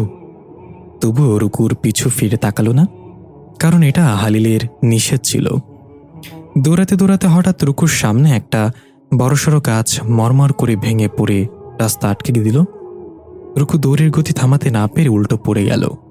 হাত থেকে ছিটকে মূর্তিটা পড়ে গেল দূরে। মাথায় প্রচণ্ড আঘাত পেয়ে রুকু সবকিছু ঝাপসা দেখতে লাগলো। মূর্তিটা একটু দূরেই পড়ে আছে, ঝাপসা চোখে দেখছে। রুকু কোকড়াতে কোকড়াতে শো অবস্থাতেই পা দিয়ে ঠেলে একটু একটু করে মূর্তিটার দিকে যেতে লাগলো হাত বাড়িয়ে। হঠাৎ মূর্তির সামনে দুইটা পা এসে থামল। কালো বুট জুতা, হাতে হলুদ রঙের গ্লাভস। রুকু মাথা উঁচু করে নিবু নিবু চোখে দেখলো হুডি পরা একজন দাঁড়িয়ে আছে। তার মুখ দেখা যাচ্ছে না। রুকু ধীর গলায় বলে উঠল, জমিশা। গালিব হন্তদন্ত হয়ে স্কুলে ফিরে এসেছে। মাঠ দিয়ে দ্রুত পায়ে হেঁটে লাইব্রেরির দিকে যাচ্ছে। লাইব্রেরির ভেতর থেকে শাফে ইসলাম এটা লক্ষ্য করে নিজেই বের হয়ে এলো এবং এগিয়ে যেতে যেতে লাগলো গালিবের দিকে। দূর থেকে জিজ্ঞাসা করল, সব ঠিক আছে তো জনাব গালিব? এত তাড়াহুড়া করে কোথায় যাচ্ছেন? গালিব এসে দম নিতে নিতে বলল, মিসেস জমাদ্দারকে জমিশা বন্দি বানিয়েছে। আমাদের হাতে সময় নেই ম্যাম। আমাবস্যা পর্যন্ত অপেক্ষা করা যাবে না। তার আগেই জমিশাকে হাজির করতে হবে। শাফি ইসলাম চোখ বড় করে বিস্মিত হয়ে আর কিছু না বলে সোজা হাঁটা শুরু করল। গালিব বলল, সেখানে গিয়ে লাভ নেই। মূর্তি তার কার্যকারিতা হারিয়েছে। শাফি ইসলাম থমকে দাঁড়িয়ে আস্তে আস্তে ঘাড় ঘুরিয়ে গালিবের দিকে তাকিয়ে বলল, কি বললেন আপনি? গালিব বলল, যা শুনেছেন তাই। আপনার ইংলিশ টিচার মূর্তি চুরি করেছে এবং জমিশার মুখোমুখি হয়েছে। শাফি ইসলাম তেরে এসে বলল, সেই মূর্তির খোঁজ কোথায় পেল? আপনি আর আমি ছাড়া কেউ জানত না এই মূর্তির ব্যাপারে? জেনেছিল লুবনা, সেও নেই এখন। গালিব বলল, সে কিভাবে জানলো সেটা নিয়ে তর্ক করার সময় এখন না। জমিশাকে হাজির করতে হবে আজ রাতেই এবং তার অস্তিত্ব শেষ করতে হবে। বাকি কাজগুলো এখনই সম্পন্ন করতে হবে আমাদের। দৃশ্য পরিবর্তন। দেখা গেল গ্রামের সকল মানুষ আস্তে আস্তে হাওলাদার বাড়ির সামনে জড়ো হচ্ছে, স্কুলের বাচ্চারা সহ। সবাই কানাঘোষা করছে, কেন ডাকা হলো সবাইকে হঠাৎ? কি হয়েছে? গালিব সারি বা কোথায়? সেখানে দেখা গেল আফিফ নামের সেই বাচ্চাটাও চাতক পাখির মতো তাকিয়ে আছে তার বাবার হাত ধরে। পেছনে ছিল মাইমুনা। সে একটু এগিয়ে এসে আফিফার কানে বলল, শোন বজ্জাত, কেমন জানি সব ঘোলাটে লাগছে।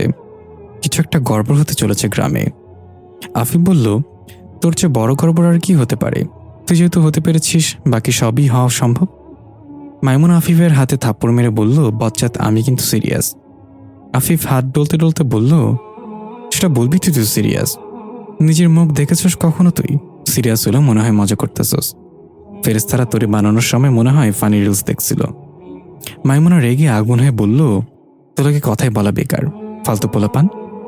আফিফ বলল, কথা বইলা রাখ মামু, মরে গেলে পরে কাইন্দা কুল পাবি না। মাইমুনা মুখ বাঁকিয়ে বলল, শয়তানও তো তাড়াতাড়ি মরে না, তুই নিশ্চিত থাক, বহুত বছর হাত পাবি।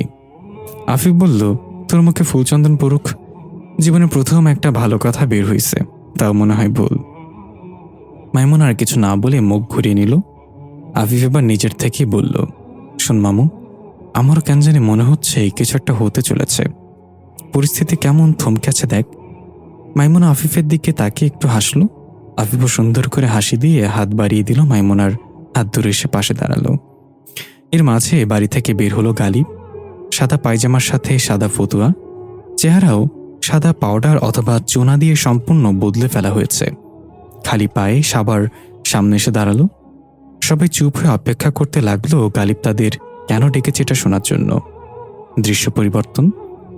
শাফি ইসলাম সেই কক্ষে প্রবেশ করল যেখানে সকল পাত্রে মৃতদের মাথা রাখা আছে। হাতে একটা কালো রঙের কাপড় ব্যাগ। ঘরে প্রবেশ করে ব্যাগটা এক পাশে রেখে চোখ বুলিয়ে নিল পুরো কক্ষে। এক একটা কাটা মাথা যেন চিৎকার করে বলতে চাচ্ছে, মুক্তি দাও আমাদের, অনেক কষ্ট হচ্ছে, আমরা মুক্তি চাই। একটা দীর্ঘশ্বাস ছেড়ে যখন ব্যাগ থেকে কিছু জিনিস বের করছিল তখন হঠাৎ দরজায় ঠকঠক শব্দ দুবার। শাফি ইসলাম চমকে উঠল। এখানে তো এই মুহূর্তে কারোর আসার কথা না। গ্রামের সবাই এখন হাওলাদার বাড়িতে, তাহলে কে এলো? এসব ভাবতে ভাবতে আবার দুইবার ঠকঠক শব্দ। এবার শাফি ইসলাম এগিয়ে গেল ধীর পায়ে। দরজার কাছে গিয়ে জিজ্ঞাসা করল, কে কে বাইরে? আওয়াজ এলো, আম্মু দরজা খুলো না একটু। শাফি ইসলাম চমকে গেল। এটা তো হামজার কণ্ঠ। আর কিছু না ভেবে তাড়াহুড়া করে দরজা খুলে দিয়ে বলতে যাবে, হামজা বাবা আমার, কিন্তু সেখানে তো কেউ নেই। তাহলে কে ডাক দিল? শাফি ইসলাম একটু ভেবে অদ্ভুতভাবে বলে উঠল, ইয়ামশা। এবার আওয়াজ এলো ঘরের ভেতর থেকে, আমি এখানে প্রিন্সিপাল ম্যাম। শাফি ইসলাম তাড়াতাড়ি পেছনে তাকিয়ে দেখল হিয়ামশা লাল বেলুন হাতে দাঁড়িয়ে আছে কক্ষের একদম শেষ প্রান্তে, যেখানে রাখা আছে নাওমির কাটা মাথার পাত্র। শাফি ইসলাম দরজা বন্ধ করে 2 পা এগিয়ে এসে জিজ্ঞাসা করল, এখানে কি করছো তুমি? আবার আমাকে মারতে এসেছ? হিয়ামশা সুন্দর করে হাসি দিয়ে বলল, মারতে আসছে এতক্ষণ আপনার শরীরে রক্তাক্ত থাকতো ম্যাম। আমি হামজাকে যে উদ্দেশ্যে সরিয়ে নিয়েছিলাম সেটা সফল হয়েছে। অবশেষে আপনারা জুমিশা নামক অভিশাপ শেষ করার জন্য কাজ করেছেন। বিশ্বাস করুন ম্যাম, আমি এটাই চাইছিলাম। শাফি ইসলাম বলল, তার মানে তুমি হামজাকে আত্মাদের দুনিয়ায় নিয়ে যাওনি? হিয়ামশা বলল, না ম্যাম, হামজা এখন ওই লাইব্রেরিতে আছে। আমি শুধু তার গলার আওয়াজ বন্ধ করে দিয়েছি, যাতে আপনি তার অস্তিত্ব টের না পান। শাফি ইসলাম কেঁদে উঠল আর বলল, আমাকে মাফ করে দিও হিয়ামশা। আমি আমার স্বার্থে তোমাকে বলে দিয়েছি তুমি একটা সুন্দর জীবন রিজার্ভ করতে। আমি সেই জীবনটা নিজ হাতে নষ্ট করে দিয়েছি। হিয়ামশা বলল, আপনাকে মাফ করলে কি আমি আমার জীবন ফিরিয়ে দিতে পারবেন ম্যাম? যদি তা না পারেন তাহলে রুকু ম্যামকে বাঁচান। সে জানে আমাদের আত্মাগুলোকে কিভাবে মুক্ত করতে হবে। শাফি ইসলাম অবাক হয়ে বলল, রুকু এখন কোথায় আছে জানো তুমি? হিয়ামশা বলল, যে বাড়িতে সে প্রথম উঠেছিল সে বাড়িতে হাত পা বেঁধে ফেলে রাখা হয়েছে তাকে। এই বলে পাত্র থেকে নাওমির মাথাটা চুল ধরে উঠিয়ে বলল, এটা কে জানেন ম্যাম? শাফি ইসলাম ভালো করে দেখে বলল, মনে হচ্ছে জানি না। এই গ্রামের কেউ না অবশ্যই। হিয়ামশা বলল, এটা রুকু ম্যামের মেয়ে নাওমি। তার এই গ্রামে আসার উদ্দেশ্যই ছিল নাওমিকে ফিরিয়ে আনা। আর আমি এটা জানা মাত্রই তার কাছে গিয়েছিলাম সাহায্য চাইতে। শুধু নাওমি না, আরো অনেক বাচ্চার আত্মা জমিশাদ জাহান্নামে বন্দী। শাফি ইসলাম আরো অবাক হয়ে বলল, রুকুর মেয়ের কাটা মাথা এখানে কিভাবে এলো? রুকু বা রুকুর মেয়ে এই গ্রামের কেউ না তো, তাহলে তারা কেন এসবের সাথে জড়িত? হিয়ামশা বললে, এটা গত পর্বে বলা হয়েছে ম্যাম। এখন বলেই সময় নষ্ট করবেন না। রুকু ম্যামকে বাঁচান, তারপর জমিশাকে হারিয়ে দিন। আমরা সবাই মুক্তির অপেক্ষায়। দৃশ্য পরিবর্তন। দেখা গেল সেই বাড়িটা যেখানে রুকু প্রথম দিন এসেছিল, বাইরে থেকে নিস্তব্ধতায় ঘেরা মনে হলেও ভেতরে চলছে ভিন্ন কিছু। বাড়ির সামনে দাঁড়িয়ে আছে সেই আলিলের গরুর গাড়িটা। গরুগুলো আতঙ্ক ভরা চোখে এদিক ওদিক তাকাচ্ছে। কোনো একজনের হাঁটার তালে তালে ঘরের ভিতর প্রবেশ করতে আমরা দেখতে পাই ঘরের মেঝেতে হাত পা মুখ বাঁধা অবস্থায় পড়ে আছে রুকু। মাথা থেকে রক্ত বেরোচ্ছে, হাত পায়ে বিভিন্ন ক্ষতের দাগ। যেখানে রক্তগুলো শুকিয়ে গিয়েছে হঠাৎ ভারী কণ্ঠে শোনা যায়, বুঝতে পারছিলাম তুমি শুধু টিচার হয়ে এই গ্রামে পা রাখোনি। তুমি এসেছ তোমার মেয়েকে ফিরিয়ে নিতে, কিন্তু তোমাকে একা পাচ্ছিলাম না বন্দি করার জন্য। আজ পেয়ে গেলাম। দেখো তোমার কি হাল হয়েছে। কথাগুলো বলছিল সামনের চেয়ারে বসে থাকা কালো হুডি পরা সেই আকৃতিটা।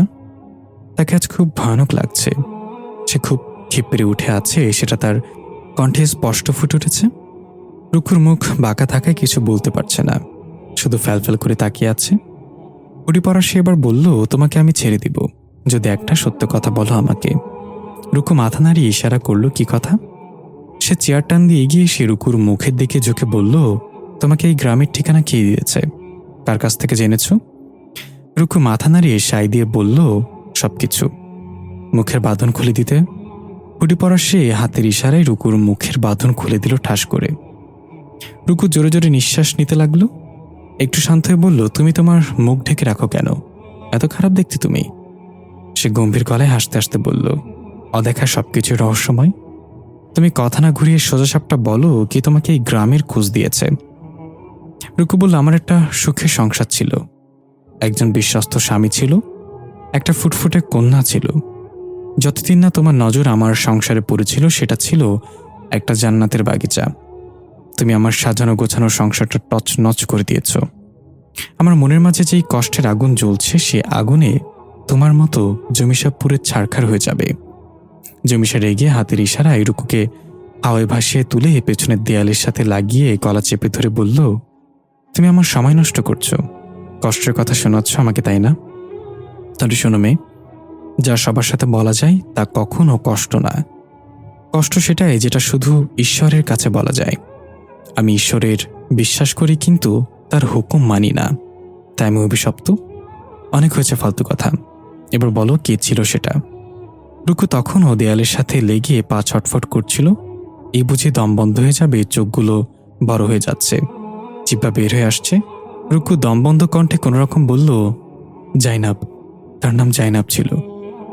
সে রহস্যময় খাসি দিয়ে রুকুকে ছেড়ে দিল। রুকু ঠাস করে নিচে পড়ে হাঁপাতে লাগলো গলায় হাত দিয়ে। হুডি পরা সে এবার চেয়ার থেকে উঠে জানালার কাছে গেল হাঁটতে হাঁটতে। এরপর বাইরে থেকে ভয়ানক কণ্ঠে দাঁত কটমট করে বলল, জাইনাব আমার পূর্ববর্তী গোলামের মেয়ে। তার বাবা যখন আমার গোলামি অস্বীকার করে বইটা অন্য একজনের কাছে বিক্রি করে দিয়েছিল, তখন আমি তার বাবাকে নির্মমভাবে হত্যা করেছিলাম। ভুল করেছি। সেদিন তার মেয়েকেও মেরে ফেলা উচিত ছিল। তাহলে সে দূরে বসে আমার বিরুদ্ধে চাল চালতে পারত না। তার একটা ব্যবস্থা করতে হবে। হুডি পরা সে যখন জানালার কাছে দাঁড়িয়ে এসব কথা বলছিল, তখন দেখা গেল রুকু হাতের একটি কাটা দাগের দিকে অবাক এবং ভয়ার্ত চোখে তাকিয়ে আছে। দৃশ্য পরিবর্তন।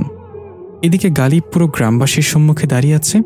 একজন জিজ্ঞাসা করল, কি ব্যাপার স্যার, আমাদের সবাইকে কেন ডাকা হয়েছে এখানে? গালিব একবার চোখ বন্ধ করে আবার খুলল। এরপর উঁচু আওয়াজে বলল, আমি এখন আপনাদের যা বলবো সেটা হয়তো আপনাদের বোধগম্য হবে না, কিন্তু বিশ্বাস করুন এটাই সত্যি। তারা সবাই একে অপরের দিকে তাকিয়ে জিজ্ঞাসা স্বরূপ দৃষ্টিতে তাকালো গালিবের দিকে। গালিব এবার বলল, জমিশা নামের সাথে কে কে পরিচিত? সবাই হাত ওঠালো। গালিব সবার দিকে তাকিয়ে আবার জিজ্ঞাসা করল, আপনারা কি জানেন জমিশা কে? সে কি চায়? একজন বৃদ্ধ লোক বলল, সে তো আমাদের গ্রামের মাসিহা। সে আমাদের গ্রামকে রক্ষা করে। আমাদের গ্রামে কোনো অভাব অনটন আসতে দেয় না। জমিশার জন্যই আমরা সুখে শান্তিতে বসবাস করছি গ্রামে। গালিব বলল, না, সে কোনো মাসিহা না, সে একটা ভয়ানক শয়তান। আপনারা কি ভেবেছেন জমিশা কোনো চুক্তি ছাড়াই এই গ্রামকে রক্ষা করছে? সে তো অবশ্যই কিছু নিচ্ছে এই গ্রাম থেকে।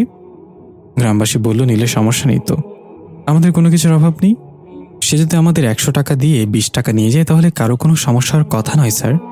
আর আপনি জমিশাকে শয়তান বললেন কোন হিসাবে? সে আমাদের মাসিহা। গালিব বলল, কথা যদি টাকা পর্যন্ত থাকতো তাহলে আমারও কোনো সমস্যা হতো না। আপনারা কি জানেন জমিশা আপনাদের কাছ থেকে কি কেড়ে নিচ্ছে প্রতি আমাবস্যায়? সবাই কৌতূহল নিয়ে জিজ্ঞাসা করল, কে? গালিব বলল, আপনাদের বাচ্চা।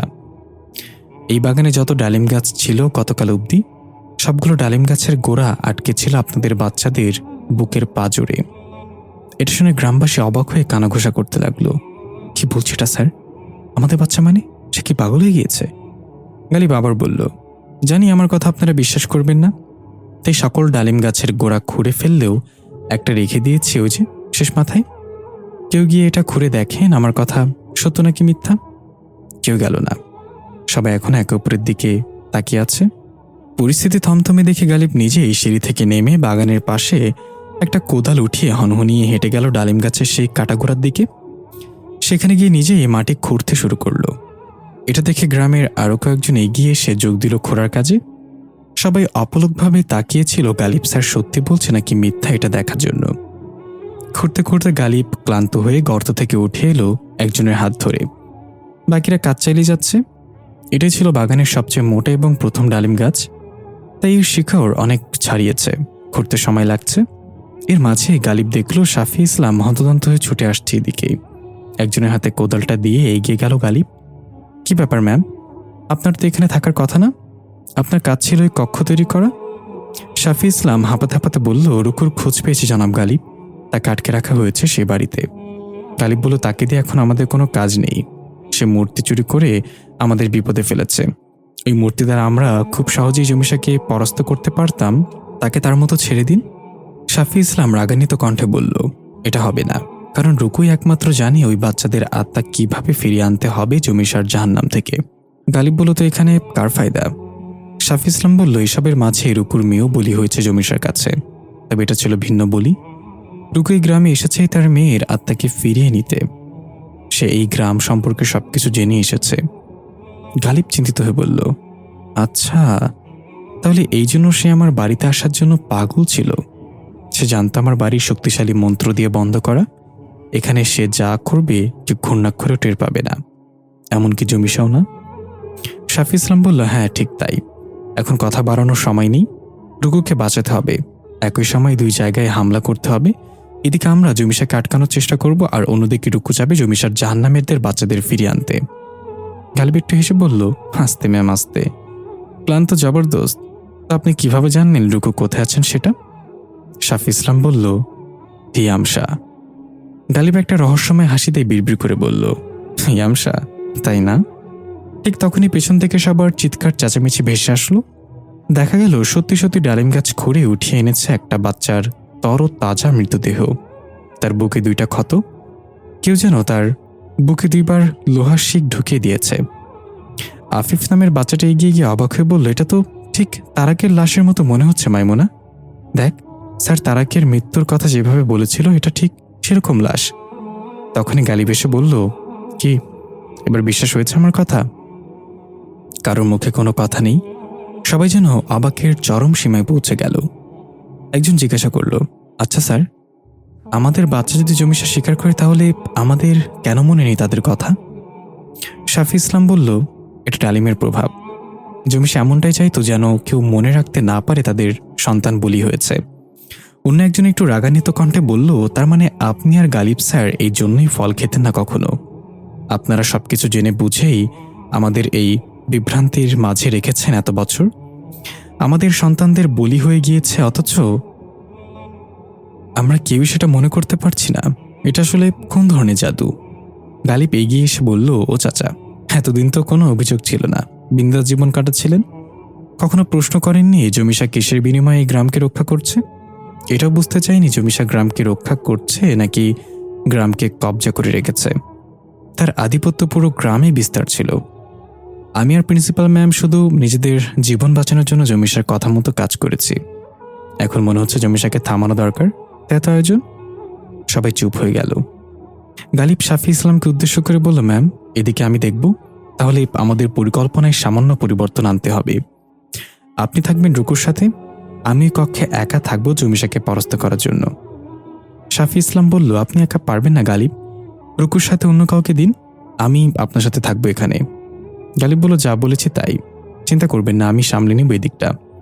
আপনি রুকুর সাথে তার সঙ্গ দিবেন, একটা বাচ্চার আত্মাও যেন বন্দি না থাকে। এই বলে গালিব গ্রামবাসীদের উদ্দেশ্যে বলল, তাহলে তৈরি হয়ে যান নিজেদের মৃত সন্তানদের আত্মার সাথে মোলাকাত করতে। একজন বলল, কিন্তু আমরা তাদের কিভাবে চিনব? আমাদের তো কিছুই মনে নেই। গালিব বলল, তারা আপনাদের চিনে নেবে। এখন সবচেয়ে গুরুত্বপূর্ণ বিষয় তুলে ধরা যাক। শাফি ইসলাম জমিশাকে আকৃষ্ট করার জন্য একটা বাচ্চাকে টোপ হিসেবে ব্যবহার করতে হবে। চিন্তা নেই, ওই বাচ্চার কোনো ক্ষতি হবে না, সে শুধু একটা টোপ হিসেবে কাজ করবে। এখানে এমন কেউ কি আছে যে তার বাচ্চাকে সাহায্যের জন্য দিবে? কেউ দিতে চাইল না তাদের বাচ্চাকে। সবাই বলল, অন্য উপায় খুঁজুন, আমরা আর কোনো বাচ্চা হারাতে চাই না। গালিব এবং শাফি ইসলাম সবাইকে অনেক বোঝালো, কিন্তু কোনো কাজ হলো না। এর মাঝে একটা বাচ্চা হাত উঁচু করে বলল, আমি টোপ হতে চাই। দেখা গেল এটা আফিফ। আফিফের বাবা আসার সাথে তার হাত নামিয়ে ধমক দিয়ে বলল, আফিফ কি করছো তুমি? আফিফ ছিটকা মেরে তার বাবার হাত থেকে ছুটে দৌড়ে চলে এলো গালিব স্যারের নিকট। তার বাবা এগিয়ে আসতে চাইলে গালিব হাত দিয়ে তাকে বাধা দিল। এরপর হাঁটু গেড়ে বসে আফিফকে বলল, তুমি কি ভেবেচিন্তে বলছো এটা? আফিফ বলল, হ্যাঁ স্যার, আপনি যখন আমাদেরকে অভিশাপ থেকে মুক্ত করার জন্য নিজের জীবন ঝুঁকিতে ফেলছেন, সেখানে আমার এই সামান্য উপস্থিতি কিছুই না। আমি হচ্ছে এই কাজে আপনাদের ভরপুর সাহায্য করতে। কি করতে হবে বলুন স্যার? আফিফের বাবা দূর থেকে বলল, না আফিফ, আমি তোমাকে এটা করতে দিব না, এদিকে আসো আমার কাছে। আফিফ বলল, বাবা আমি সিদ্ধান্ত নিয়ে ফেলেছি, আমি ছেলে মানুষ, আর ছেলেরা কখনো ভীত হয়ে ঘরের কোনায় লুকায় না। মাইমুনা এগিয়ে এসে বলল, তাহলে আমিও যাব তোর সাথে। আফিফ বলল, যা ভাগ, তুমি মানুষ, এগুলো তো সাধ্যের বাইরে। গালিব একটু হেসে বলল, তো ছেলে আমার, চলো শুরু করা যাক জমিশাকে আটকানোর কার্যক্রম। আফিফ গালিবের কানে কাছে মুখ নিয়ে ফিসফিস করে বলল, স্যার আমি কিন্তু জেনে গিয়েছি আপনার বলা সেই গল্পটা একদম সত্যি। একটু আগে যে লাশ তোলা হয়েছে সেটা ছিল তারাকের লাশ, তাই না? গালিব একটু মাথা নাড়িয়ে সায় দিল। তারপর আফিফ আবার ফিসফিস করে বলল, আর আপনি হলেন সেই গল্পের নায়ক শামিস, তাই না স্যার? গালিব এবার আশেপাশে তাকিয়ে আফিফের কানে কাছে ফিসফিস করে বলল, ঠিক ধরেছ, তবে আমি কোনো নায়ক না। আফিফ মুখে হাত দিয়ে অবাক হওয়ার ভান করে বলল, ভিলেন? সন্ধ্যা নেমে এসেছে গ্রাম জুড়ে, আকাশে কালো মেঘ ভর করেছে। কিছুক্ষণ পর পর বিদ্যুৎ চমকাচ্ছে, গাছের পাতাগুলো থমকে আছে, পুরো গ্রাম থমথমে আবহাওয়া বিরাজ করছে। গ্রামবাসীরা কেউ নেই বাইরে, সবাই নিজ নিজ গৃহে অবস্থান করছে আর অপেক্ষা করছে জমিশা নামক অভিশাপ থেকে মুক্ত হওয়ার। এদিকে গালিব পৌঁছে গেল সেই কক্ষে আফিফাকে সাথে নিয়ে। গালিবের হাতে ছিল সবশেষে খোরা তারাকের কাটা মাথা। আফিফ বলল, স্যার, আপনি গল্পে বলেছিলেন তারাক মৃত্যুর সময় কথা দিয়েছিল সে বারবার ফিরে আসবে। তারাক হয়ে না, ফিরে আসবে জমিশা হয়ে, যেটা স্বামীজীর নামের উল্টো। তাকে যেহেতু আপনি মেরেছিলেন, তাহলে সে ফিরে এসে আপনাকে মারেনি কেন? আপনি এখনো জীবিত কিভাবে? গালিব আস্তে আস্তে গিয়ে তারাকের মাথাটা নির্দিষ্ট পাত্রে রেখে বলল, কারণ আমি জমিশার হাত থেকে বাঁচার উপায় আগেই বের করে নিয়েছিলাম। সে আমাকে স্পর্শ করার ক্ষমতাও রাখে না, বুঝলে ছেলে? আফিফ বলল, আপনি এত শক্তিশালী স্যার? গালিব কিছু না বলে হালকা হাসল। এরপর শুরু করলো কার্যক্রম। প্রতিটা কাটা মাথার পাত্রে গোলাপ জল ঢেকে দিল একটু একটু করে। আফিফকে বলা হলো প্রতিটা মাথা একটার থেকে চুল সংগ্রহ করতে। আফিফ বিনা দ্বিধায় তার কাজ করতে লাগলো। গালিব এসে মোমবাতি দিয়ে বানানো বৃত্তের মোমগুলো এক এক করে জ্বালালো। এরপর পুরো বৃত্তের মাঝে সাদা পাউডার ছিটিয়ে দিল। একটা আগুনের কুণ্ডলী তৈরি করা হলো। হঠাৎ আফিফ ডাক দিয়ে বলল, স্যার, এই মালটা তো টাকলা, চুল পাবো কোথায়? গালিব এগিয়ে গিয়ে দেখে বলল, এই মালনারে, ইনি আমাদের প্রিন্সিপাল ম্যামের স্বামী আকমল খন্দকার। আফিফ বলল, কি বলেন স্যার? জমি সেই টাকলা বেড়ারে কি জন্য মারছিল? দেখেন স্যার, ওনার মুখটাও টাকলা, কোনো দাড়ি মুছ নাই। জমিসার কি দয়া হলো না এমন একটা অবলা প্রাণীটা মারতে? গালিব একটু হেসে বলল, কথা কম বলে কাজ করো, তার চুল লাগবে না। সে ছিল অন্যরকম বলি, তাই সে ছাড়া সবার চুল সংগ্রহ করো। এই বলে গালিব এসে বৃত্তের মাঝে আসন করে বসে পড়ল আগুনের কুণ্ডলীর সামনে। সেখানে হালকা হালকা আগুন জ্বলছিল তখন। গালিব এক চামচ ঘি ঢেলে দিতে দিতে বলল, এই হলো বৌদের মেজাজ, আর এই হলো জামাইদের অল্প একটু ঘি ঢালা। আমি আবার কি করলাম? তারপর বুম করে আগুন জ্বলে উঠল। এর মাঝে আফিফ চুল সংগ্রহ করে চলে আসলো বৃত্তের মাঝে। গালিব আফিফের হাত থেকে চুলগুলো নিয়ে একটা পাত্রে রেখে দিল। এরপর আফিফকে বলল, কখন ইচ্ছে করে হাত কেটেছ? আফিফ অবাক হয়ে কিছু বলতে যাবে তার আগেই ছোট্ট একটা চাকু দিয়ে গালিব আফিফের হাত কেটে দিল ক্যাচ করে। আফিফ মৃদু কুকড়ে উঠল। গালিব আফিফের হাত থেকে রক্ত নিয়ে সেটা সেই চুলে ভিজিয়ে দিল আর বলল, এখন শুরু হবে জমিশাকে হাজির করার কার্যক্রম। একটা কথা মনে রাখবে, যাই কিছু হয়ে যাক না কেন, এই বৃত্তের থেকে বের হবে না। আফিফ বলল, বৃত্তের ভিতর থেকে বের হলে কি হবে স্যার? গালিব গম্ভীর গলায় বলল, ইউ উইল ডাই। দৃশ্য পরিবর্তন। এদিকে রুকুর সামনে দাঁড়িয়ে আছে হুডি পরা সেই আকৃতির। রুকু তখনও তাকিয়েছিল হুডি পরা তার হাতের দিকে, একটা কাটা চিহ্নের দিকে। কিছু একটা ভাবছে রুকু, কিন্তু কিছুতে যেন মেলাতে পারছে না এটা। হঠাৎ সে বলে উঠল, তোমার সময় শেষ, এখন তুমি মরবে। তারপর সেও মরবে যে তোমাকে এই গ্রামের খোঁজ দিবে।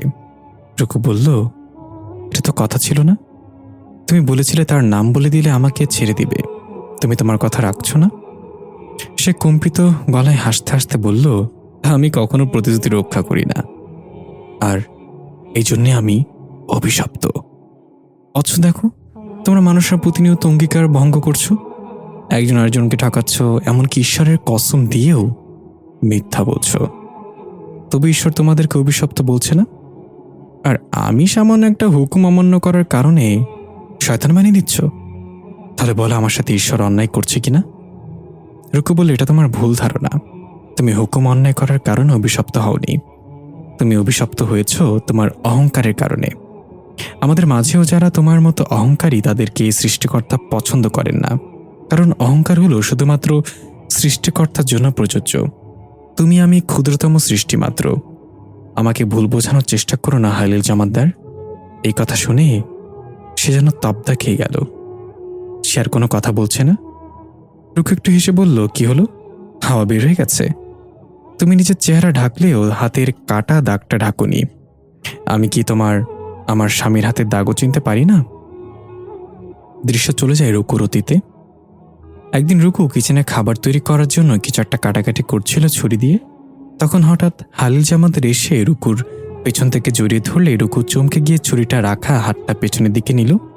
এতে করে ছুরি সোজা গিয়ে লাগলো হালিলের হাতের উপরিভাগে। অনেকখানি কেটে রক্ত বের হতে লাগলো। রুকুর সাথে সাথে ছুরি ফেলে দিয়ে ভয় এবং আতঙ্কিত হয়ে বলতে লাগলো, এটা আমি কি করলাম? কত রক্ত বেরোচ্ছে, মাফ করে দাও আমাকে, আমি ইচ্ছে করে করিনি, বিশ্বাস করো। হালিল একটা কাপড় দিয়ে কাটা স্থানটা চেপে ধরে বলল, আরে কিছু হয়নি তো, সামান্য কেটেছে, তুমি শান্ত হও। রুকু পাগলের মতো করতে লাগলো। তাড়াতাড়ি গিয়ে স্যাভলনের বোতল এনে পরিষ্কার কাপড় দিয়ে কাটে স্থানের রক্ত পরিষ্কার করে দিতে লাগলো। রুকুর চোখ বেয়ে তখন পানি পড়ছিল। হালিল বোঝানোর চেষ্টা করলো কিছু হয়নি, তবু রুকু শান্ত হচ্ছিল না। পরিষ্কার করার পর রুকু হালিলের হাতে চুমু খেয়ে বলল, এটা আমি কি করেছি? এই কাটা দাগ তো সারা জীবন থেকে যাবে। হালিল জামানদার হেসে বলল, তাহলে তো ভালোই হলো। আমি যদি কখনো তোমার সামনে ভিন্ন রূপেও হাজির হই, তুমি আমার এই কাটা দাগটা দেখে চিনে ফেলবে। দৃশ্য বর্তমানে ফিরে এলো। রুকু বলল, তাহলে হালিল জামাতদারই জমিশা নাকি জমিশাই হালিল জামাতদার? এবার সে তার মাথা থেকে হুডিটা পেছনের দিকে ফেলে দিয়ে অদ্ভুত একটা হাসি দিয়ে বলল, এটা না হয় সিক্রেটই থাকতে দাও। তবে তোমার কাছে আজ হার মানলাম, তুমি সত্যি আমাকে চিনে ফেলেছ। রুকু বলল, তার মানে তুমি আমাকে ছেড়ে দিবে? হালিল জামাতদার এবার অট্টহাসিতে বলল, হার মানার মানে এই নাই যে আমি তোমাকে ছেড়ে দিব, মরতে তোমাকে হবেই। রুকু বলল, এই কথাগুলো কিন্তু সত্যি তুমি বলছো হালিল? কারণ তুমি সেই হালিল না যাকে আমি চিনতাম। কেন তুমি এগুলো করছো? নিজের আদরের মেয়েটাকেও মেরে ফেলেছ, আর কি চাও তুমি? হালিল বলল, আমি কি চাই? হ্যাঁ, আমি চাই পুরো পৃথিবী আমার গোলামি করুক, যেমনটা এই গ্রামের মানুষ করে। এই গ্রামে কোনো ধর্মীয় উপাসনালয় নেই, না এই গ্রামের মানুষদের মুখে তুমি সৃষ্টিকর্তার নাম শুনবে কখনো। তারা আমাকে ঈশ্বর মানে। আমি তাদেরকে তা দিয়েছি যা ঈশ্বর তোমাদেরকে দেয়, বরং তার চেয়ে বেশি দিয়েছি। আর দেখো তারা কত ভালো আছে। আমি চাই পৃথিবীর প্রতিটা কোণায় শুধুমাত্র আমার নাম জপ করা হোক। রুকু প্রচণ্ড রেগে চিৎকার করে বলল, হালিল, এটা তুমি না। নিজের মাঝে ফিরে আসো। তুমি শয়তানের দাস হয়ে গিয়েছ, সে তোমাকে দিয়ে সব করাচ্ছে। ফিরে আসো বলছি। এটা বলতে হালিলের চোখগুলো আগুনের মতো জ্বলতে থাকলো। তারপর দূর থেকে একটা রশি হাতের ইশারা এনে রুকুর গলায় পেঁচিয়ে দিল এবং ওপরে থাকা ফ্যানের সাথে টানিয়ে দিল রুকুকে। সবকিছু চোখের পলকই হয়ে গেল। রুকু যতক্ষণে বুঝে উঠল ততক্ষণে সে ফ্যানের সাথে ঝুলছে, পাগুলো ছটফট করে বাঁচার জন্য আপ্রাণ চেষ্টা করছে। হালিল জামানদার কর্কশ গলায় বলতে লাগলো, ওই মূর্তি তোকে দিয়ে আমি চুরি করিয়েছি, কেন জানিস? কারণ এই মূর্তি দিয়ে আমাকে নিয়ন্ত্রণ করত সাফিয়া। আমি বুঝতে পারছিলাম সাফিয়া যে কোনো সময় আমার বিরুদ্ধে যাবে, তখন এই মূর্তি দিয়ে আমাকে পরাজিত করার চেষ্টা করবে। মূর্তি নষ্ট করার শুধু একটা উপায় ছিল, এমন একজনের স্পর্শ লাগা যে এই গ্রামের কেউ না, আর তুই ছিলি সেটা। তাই আমি তোকে উদ্বুদ্ধ করে মূর্তি চুরি করাই। তোর স্পর্শে মূর্তি তার কার্যকারিতা হারিয়ে ফেলে। রুকু প্রায় মারা গিয়েছে ততক্ষণে। হাতে পায়ের ছটফটানি আস্তে আস্তে কমে আসছে, জিহ্বাটা বের হয়ে যাচ্ছে, চেহারা রক্তবর্ণ ধারণ করছে। শেষ নিঃশ্বাস ত্যাগ করার আগে রুকুর চোখে ভেসে উঠল হালিলের সাথে কাটানো সুন্দর সময়গুলো। নাওমিকে পেয়ে তারা কত খুশি ছিল, সেদিনগুলো মনে পড়তে লাগলো। সবশেষে চোখ দিয়ে দুফোঁটা অশ্রু গড়িয়ে পড়ল অসহায় চাহনিতে। ঠিক তখনই হঠাৎ হালিল জামাতদার ছিটকে পড়ে গেল দূর থেকে একটা টেবিল ভেঙে।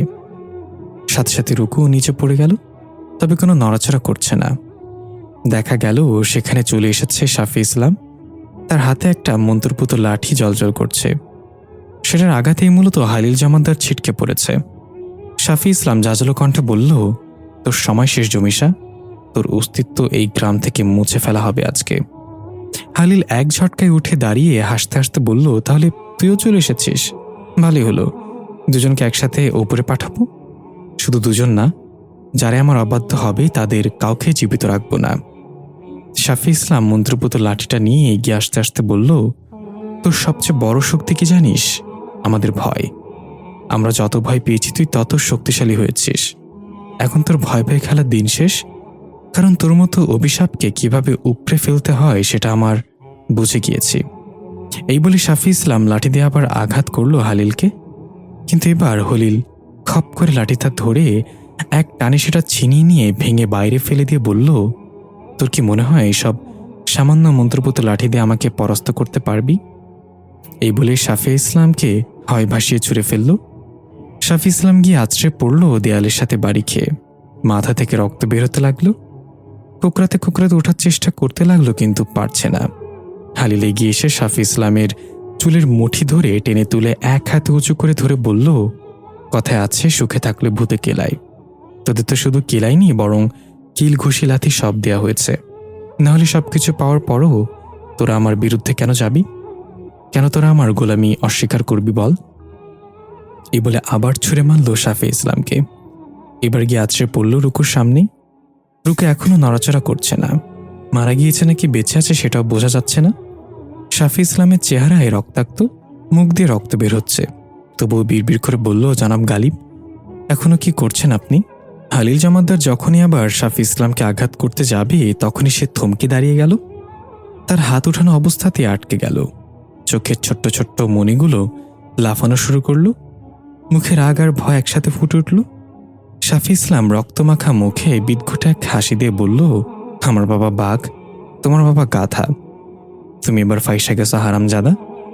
এটা বলতেই হালিল কোন এক অদৃশ্য আঘাতের যন্ত্রণায় চিৎকার করে উঠল। তার চিৎকারের জানালার কাঁচগুলো ভেঙে চূর্ণ বিচূর্ণ হয়ে গেল। ঘরের শাওন আসবাবপত্র এক জায়গা থেকে অন্য জায়গায় উড়ে গিয়ে পড়তে লাগল। শাফি ইসলাম কোনো রকমে উঠে গিয়ে রুকুকে সেভ করল।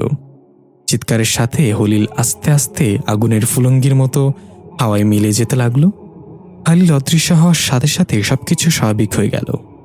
শাফি ইসলাম বলল, এবার আপনার পালা জনাব গালিব। এই বলে তাড়াতাড়ি করে রুকু নিঃশ্বাস পরীক্ষা করল। দেখল যে নিঃশ্বাস এখনো চলছে। মুখে থাপ্পড় দিয়ে ডাকতে লাগলো, রুকু ওঠো, এখন জ্ঞান হারিয়ে পড়ে থাকার সময় না, আমাদের কাজ আছে, ওঠো বলছি। কিন্তু রুকুর কোনো রেসপন্স নেই। শাফি ইসলাম জিদে চিৎকার করে আশেপাশে তাকাতে লাগলো। তখনই দেখল পানির জগ ফ্লোরে পড়ে আছে। পানি পড়ে গিয়েছে জগ থেকে। শাফি ইসলাম দৌড়ে গেল এবং জগ উঠিয়ে দেখল অল্প পানি পড়ে আছে জগের তলায়। তাড়াতাড়ি করে এসে পানিটুকু রুকুর মুখে ছিটে দিতেই বড় বড় করে দম নিয়ে রুকু চোখ মেলে তাকালো। শাফি ইসলাম খুশি হয়ে রুকুর হাত ধরে টান দিয়ে বসে বলল, তাড়াতাড়ি শুরু করো, আমাদের হাতে সময় নেই। রুকু অবাক হয়ে জিজ্ঞাসা করল, আপনি এখানে কি করছেন ম্যাম? আর কি শুরু করার কথা বলছেন? শাফি ইসলাম দাঁত কটমট করে বলল, হিয়ামশ আমাকে সব বলে দিয়েছে, আর কোনো গোপনীয়তা নেই। এখন কথা না বাড়িয়ে কাজ শুরু করো, জমিশা বন্দী হবে খুব তাড়াতাড়ি। দৃশ্য পরিবর্তন। গালিব আগুনের কুণ্ডুলির সামনে বসে চোখ বন্ধ করে অদ্ভুত কিছু মন্ত্র জপ করছিল। পাশে কাছামাছি হয়ে বসেছিল আফিফ, ভয় ভয় চোখে আশেপাশে তাকাচ্ছে। হঠাৎ খেয়াল করল প্রতিটা কাটা মাথার চোখ খুলে গেল ধাপ ধাপ করে। আফিফ এক মুহূর্তের জন্য চমকে উঠল। গালিব তার মন্ত্র চালিয়ে যাচ্ছে এক নাগাড়ে। এরপর দেখা গেল মাথাগুলো একটু একটু নড়াচড়া করছে। সবার মুখে ভয়ানক হাসি। আফিফ এটা দেখে গালিবের দিকে একটু এগিয়ে বসল। হঠাৎ পুরো কক্ষ প্রকম্পিত হতে শুরু করলো, যেন ভয়ানক ভূমিকম্প তেড়ে আসছে। সবকিছু কাঁপা শুরু করলো। গালিব তার মন্ত্রের গতি আরো বাড়িয়ে দিল। আফিফ ভয় ভয় চারিদিকে তাকাচ্ছে। কাটা মাথাগুলোর হাসি যেন আরো ভয়ঙ্কর হচ্ছে। তারা যেন চোখের ইশারায় আফিফকে কাছে টেনে নিতে চাইছে। গালিব মন্ত্র পড়া অবস্থাতে আফিফের হাত ধরে ফেলল খপ করে। আফিফ চমকে উঠল। কিছু বলতে যাবে তখনই দরজা ভেঙে প্রকাণ্ড এলো আগুনের গোলা সেখানে প্রবেশ করল। গালিব ধাপ করে চোখ খুলে তাকালো মন্ত্র চাপা বন্ধ করে। আফিফ চিৎকার দিয়ে গালিবকে জাপটে ধরল। আগুনের গোলাটা এসে গালিবকে আক্রমণ করতে চাইল, কিন্তু মোমবাতির বৃত্ত সে অতিক্রম করতে পারল না। রাগে ফুঁসতে ফুঁসতে ধীরে ধীরে একটা আকৃতি ধারণ করল। দেখা গেল এটা হালিল জামাতদার। তার পুরো শরীর থেকে কালো ধোঁয়া বের হচ্ছে। চোখগুলো মণিবিহীন সম্পূর্ণ কালো রং ধারণ করেছে। হাতের নখগুলো কালো কুচকুচে সুচালো হয়ে গিয়েছে। একদম জ্বলন্ত এক জানোয়ার এখন হালিল জামাতদার। গালিব খুব শান্ত গলায় বলল, তোমাকে কি নামে ডাকবো? হালিল জামাতদার জমিশা নাকি তারাক? সে গর্জন করে বলল, আমি জমিশা। যা কিছু করছো তোমরা, সবকিছুর জন্য মূল্য চুকাতে হবে, হবেই হবে। গালিব বলল, তো জমিশা, তুমি যদি এতই শক্তিশালী হও তাহলে আমাকে স্পর্শ করে দেখাও। জমিশা ক্রোধে হিংস্র জন্তুর মতো তেড়ে আসলো, কিন্তু মোমবাতির বৃত্তে পড়ে পা ছিটকে পড়ল অন্যদিকে। গালিব হাসতে লাগলো। আফিফাও নিজের সাহস ফিরে পাচ্ছে। বুঝতে পারছে এই বৃত্তের মাঝে থাকলে কোনো অশুভ শক্তির ক্ষমতা নেই ক্ষতি করার। এদিকে ক্ষিপ্ত জমিশা ক্রোধ সামলাতে না পেরে সেখানে থাকা মাথাগুলো এক এক করে কামড়ে চিবিয়ে খেতে শুরু করে ফেলল। এক কামড়ে বিশাল মুখ খুলে একটা মাথা গিলে নিচ্ছে। গালিব এটা দেখে একটু হাসলো আর মনে মনে বলল, এটাই তো পরিকল্পনায় ছিল। তুমি রাগ সামলাতে না পেরে এটাই করবে। যতটা মাথা চিবাবে তত দুর্বল হবে তুমি। ঠিক তাই হলো। জমিশা নিজের ক্রোধের জন্য দুর্বল হতে লাগলো। তার হিংস্রতা আস্তে আস্তে কমে আসছে, শান্ত হয়ে যাচ্ছে, পা কেঁপে পড়ে যেতে নিচ্ছে। গালিব আফিফের দিকে তাকিয়ে হাসলো। আফিফও হেসে দিল আর বৃত্ত থেকে বের হতে নিল, এটা বলে, আজকে পাইছি তোরে, বহুদিন শয়তান পিড়াই না, আজকে পিড়াই তোরে চিবি বানাই ফেলবো। গালিব আফিফকে থামে বলল, থামো থামো থামো ছেলে থামো। এখনো সে জমিশা, সে দুর্বল হলেও সাধারণ জিনদের চেয়ে শক্তিশালী এখনো। আমি এখন বৃত্তের বাইরে যাব তাকে বন্দি করতে। খবরদার আমি বলার আগ পর্যন্ত তুমি বৃত্ত থেকে বের হবে না ছেলে। আফিফ মন খারাপ করে বলল, তার মানে আমার শয়তান পেটানোর স্বপ্ন স্বপ্নে থেকে যাবে? গালিব একটু হেসে আস্তে আস্তে বৃত্ত থেকে পা বাড়িয়ে রাখল। ততক্ষণে জমিশা দুর্বল হয়ে হাঁটু গেড়ে বসে পড়েছে, আহত সিংহের মতো মুখ দিয়ে ভয়ঙ্কর শব্দ করছে। গালিব এক পা দুই পা করে জমিশার সামনে গিয়ে দাঁড়ালো এবং তাচ্ছিল্য করে বলল, তাহলে তুমিই সেই শক্তিশালী জমিশা? আমার তো বিশ্বাসই হচ্ছে না, এইটুকুতেই হাঁটু গেড়ে বসে পড়লে। জমিশা কিছু না বলেই মাথা নিচু করে বসে আছে। গালিব আবারও বলল, তোমাকে মেরে ফেলার কোনো পরিকল্পনা আমাদের নেই, একটা সুযোগ দিতে চাই। তুমি এই গ্রাম ছেড়ে চিরতরে চলে যাবে, কিয়ামত পর্যন্ত এদিকে আর চোখ তুলে তাকাবে না। বলতে পারো এটা তোমার প্রতি আমার দয়া, আর আমি কোনো খোনাখুনি চাই না এখানে। এবারও জমিশা চুপ, কোনো কথা নেই তার মুখে। সিংহ যেমন শিকার করার আগে চুপটি মেরে বসে থাকে, ঠিক তেমন লাগছে জমিশাকে। গালিব আবারও বলল, তুমি আমার বন্ধু তারাকো না, তুমি একটা পিশাচ যে আমার বন্ধুরূপে এগুলো করছে। শেষবারের মতো বলছি, যদি বেঁচে থাকতে চাও তাহলে চলে যাও এই গ্রাম ছেড়ে। পেছনের বৃত্তের মধ্যে থেকে আফিফ বলল, স্যার হয়তো সে বোবা হয়ে গেছে, না হয় সে পান খাচ্ছে তাই কথা বলছে না। গালিব পেছন থেকে আফিফের দিকে তাকিয়ে একটু হেসে আবার সামনে তাকাতেই চমকে গেল। জমিশা দাঁড়িয়ে আছে তার অগ্নিঝরা চোখ নিয়ে। কিছু বুঝোটার আগেই সে গালিবের থুতনি চেপে ধরে উঁচু করে ফেলল এবং পানের থুকের মতো মুখ থেকে কাটা মাথার খণ্ডগুলো ফেলতে লাগলো এক এক করে। গালিব দম বন্ধ অবস্থায় বলল, হরামি, তার মানে তুই ওগুলো গিরিস নাই, মুখে জমি রাখছিলি আর দুর্বল হওয়ার অভিনয় করছিলি আমাকে বাইরে আনার জন্য। জমিশা গর্জন করে গালিবকে ভেজা কাপড়ের মতো দুই দিকে দুইটা আছাড় দিয়ে ছুঁড়ে মারল। গালিব সেই কক্ষের দেয়াল ভেঙে বাইরে গিয়ে পড়ল। আফিফ ভয়ে চিৎকার করছে, বৃত্ত থেকে বের হতে নিয়েও বের হয় না ভয়ে। জমিশা এক লাফে বাইরে চলে গেল সিংহের মতো। গালিবকে উঠিয়ে আবার ঘরে ছুঁড়ে মারল। গালিব বিড়বিড় করে মন্ত্র উচ্চারণ করতে চাইলে জমিশা এক ঝটকে এসে গালিবের মুখ চেপে ধরল। তার ধারালো নখগুলো গালিবের গালে গেঁথে যাচ্ছে। গালিব জমিশার হাত থেকে নিজেকে ছাড়ানোর জন্য ছটফট করছে। জমিশা আগুনের মতো রেগে ঝাঁঝালো কণ্ঠে বলল, তুই কে আমাকে যান বাঁচানোর সুযোগ দেয়ার? তুই জানিস না আমার কোনো মৃত্যু নেই, আমি বারবার ফিরে আসব। আমাকে শেষ করার ক্ষমতা তোর মতো ছিচকা কবিরাজের নেই। তখনই পেছন থেকে জমিশার পিঠে সেই ছোট্ট ছুরিটা বেঁধে দিল আফিফ এসে। জমিশার কিছু হলো না এতে। গড়গড় করতে করতে শরীর না ঘুরিয়ে পুরো ঘাড় ঘুরিয়ে আফিফের দিকে তাকালো। আফিফ কারাটে স্টাইলে হাত উঠিয়ে বলল, আমার স্যারকে ছেড়ে দে, সাহস থাকলে আমার সাথে লড়াই কর নিকৃষ্ট পিশাচ।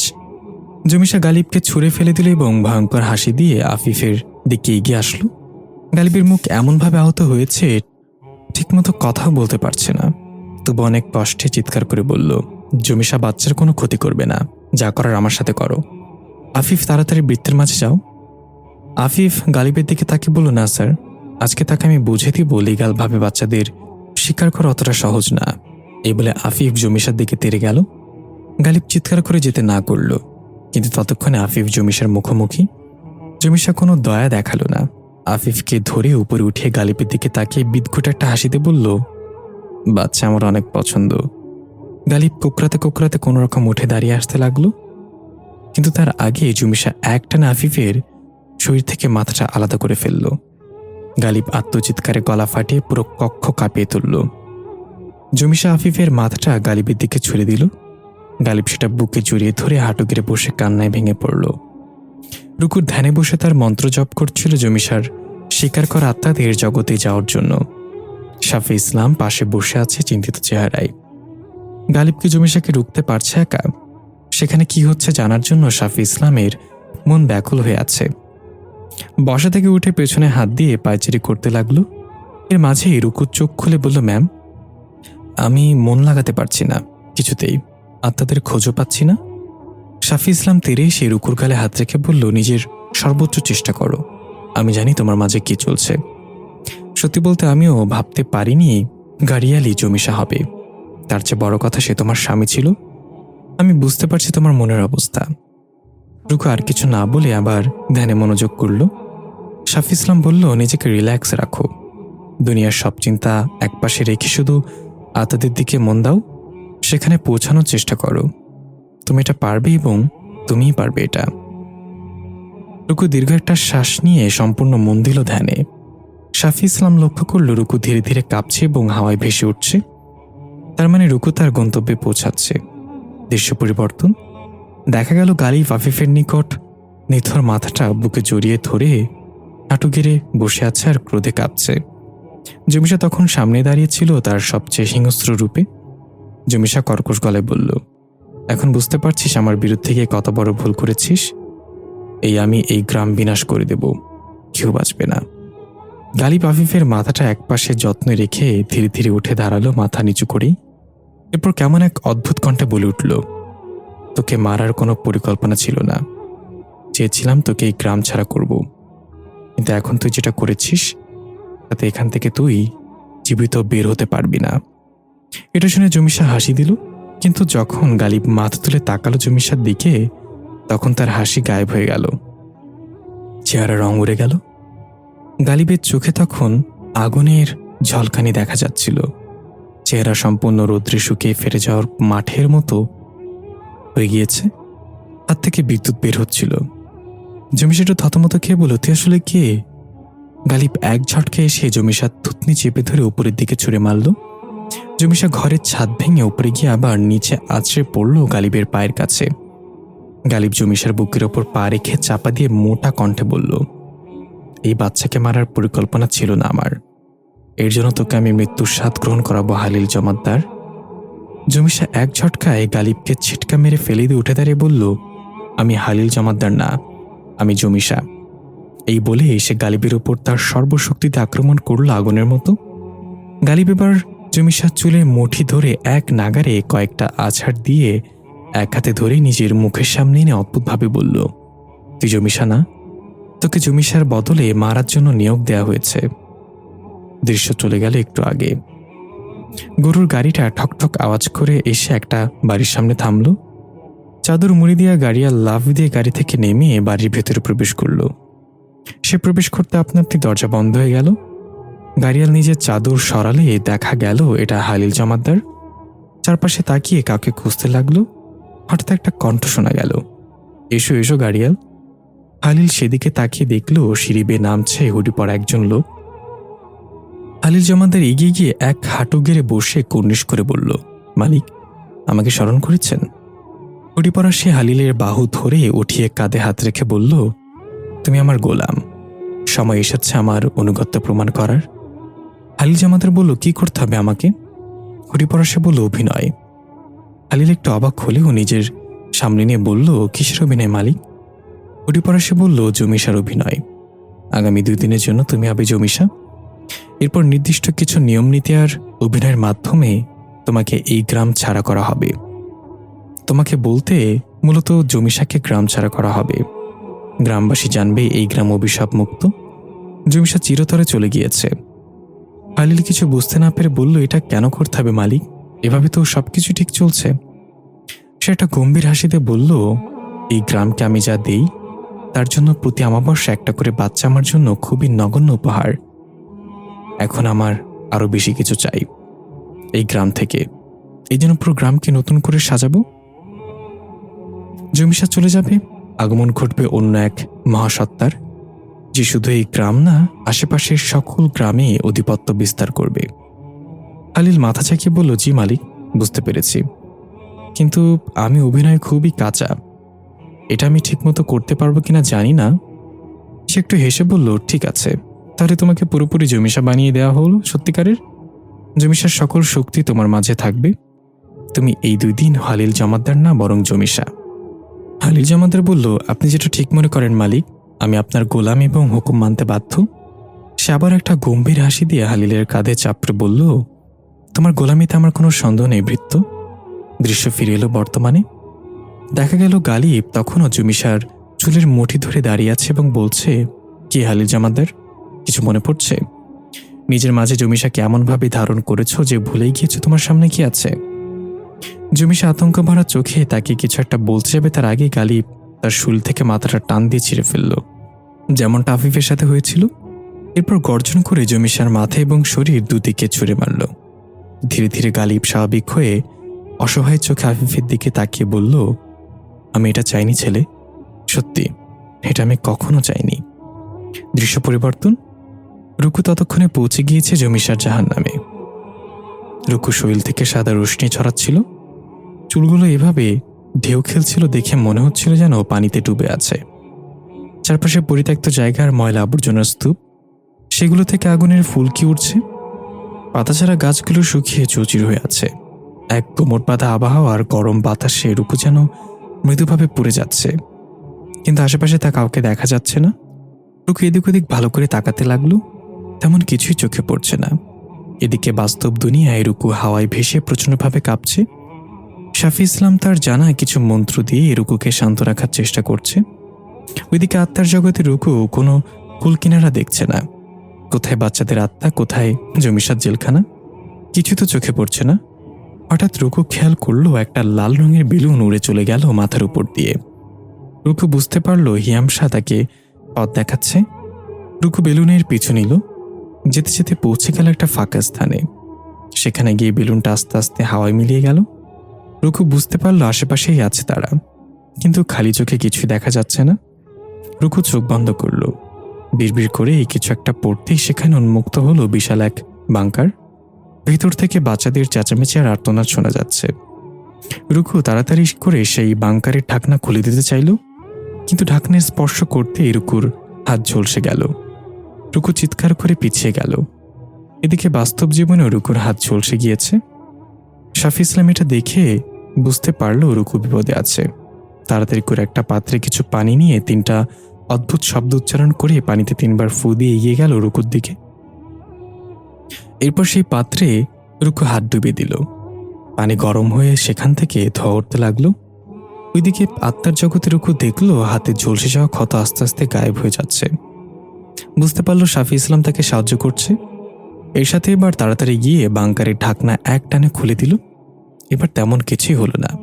বাংকারের ঢাকনা খুলতেই সেখান থেকে প্রথমে বেলুন হাতে বের হয়ে এলো হিয়ামশা। বাইরে সে একটা মিষ্টি হাসি দিয়ে বলল, তুমি এটা করেই দেখিয়েছ ম্যাম। এর সাথে এক এক করে ধোয়ার মতো সকল বাচ্চাদের আত্মা বাইরে বের হতে লাগলো। রুকু সবার মাঝে চোখ বুলিয়ে নাওমিকে খুঁজতে চলেছে, কিন্তু নাওমি কোথাও নেই।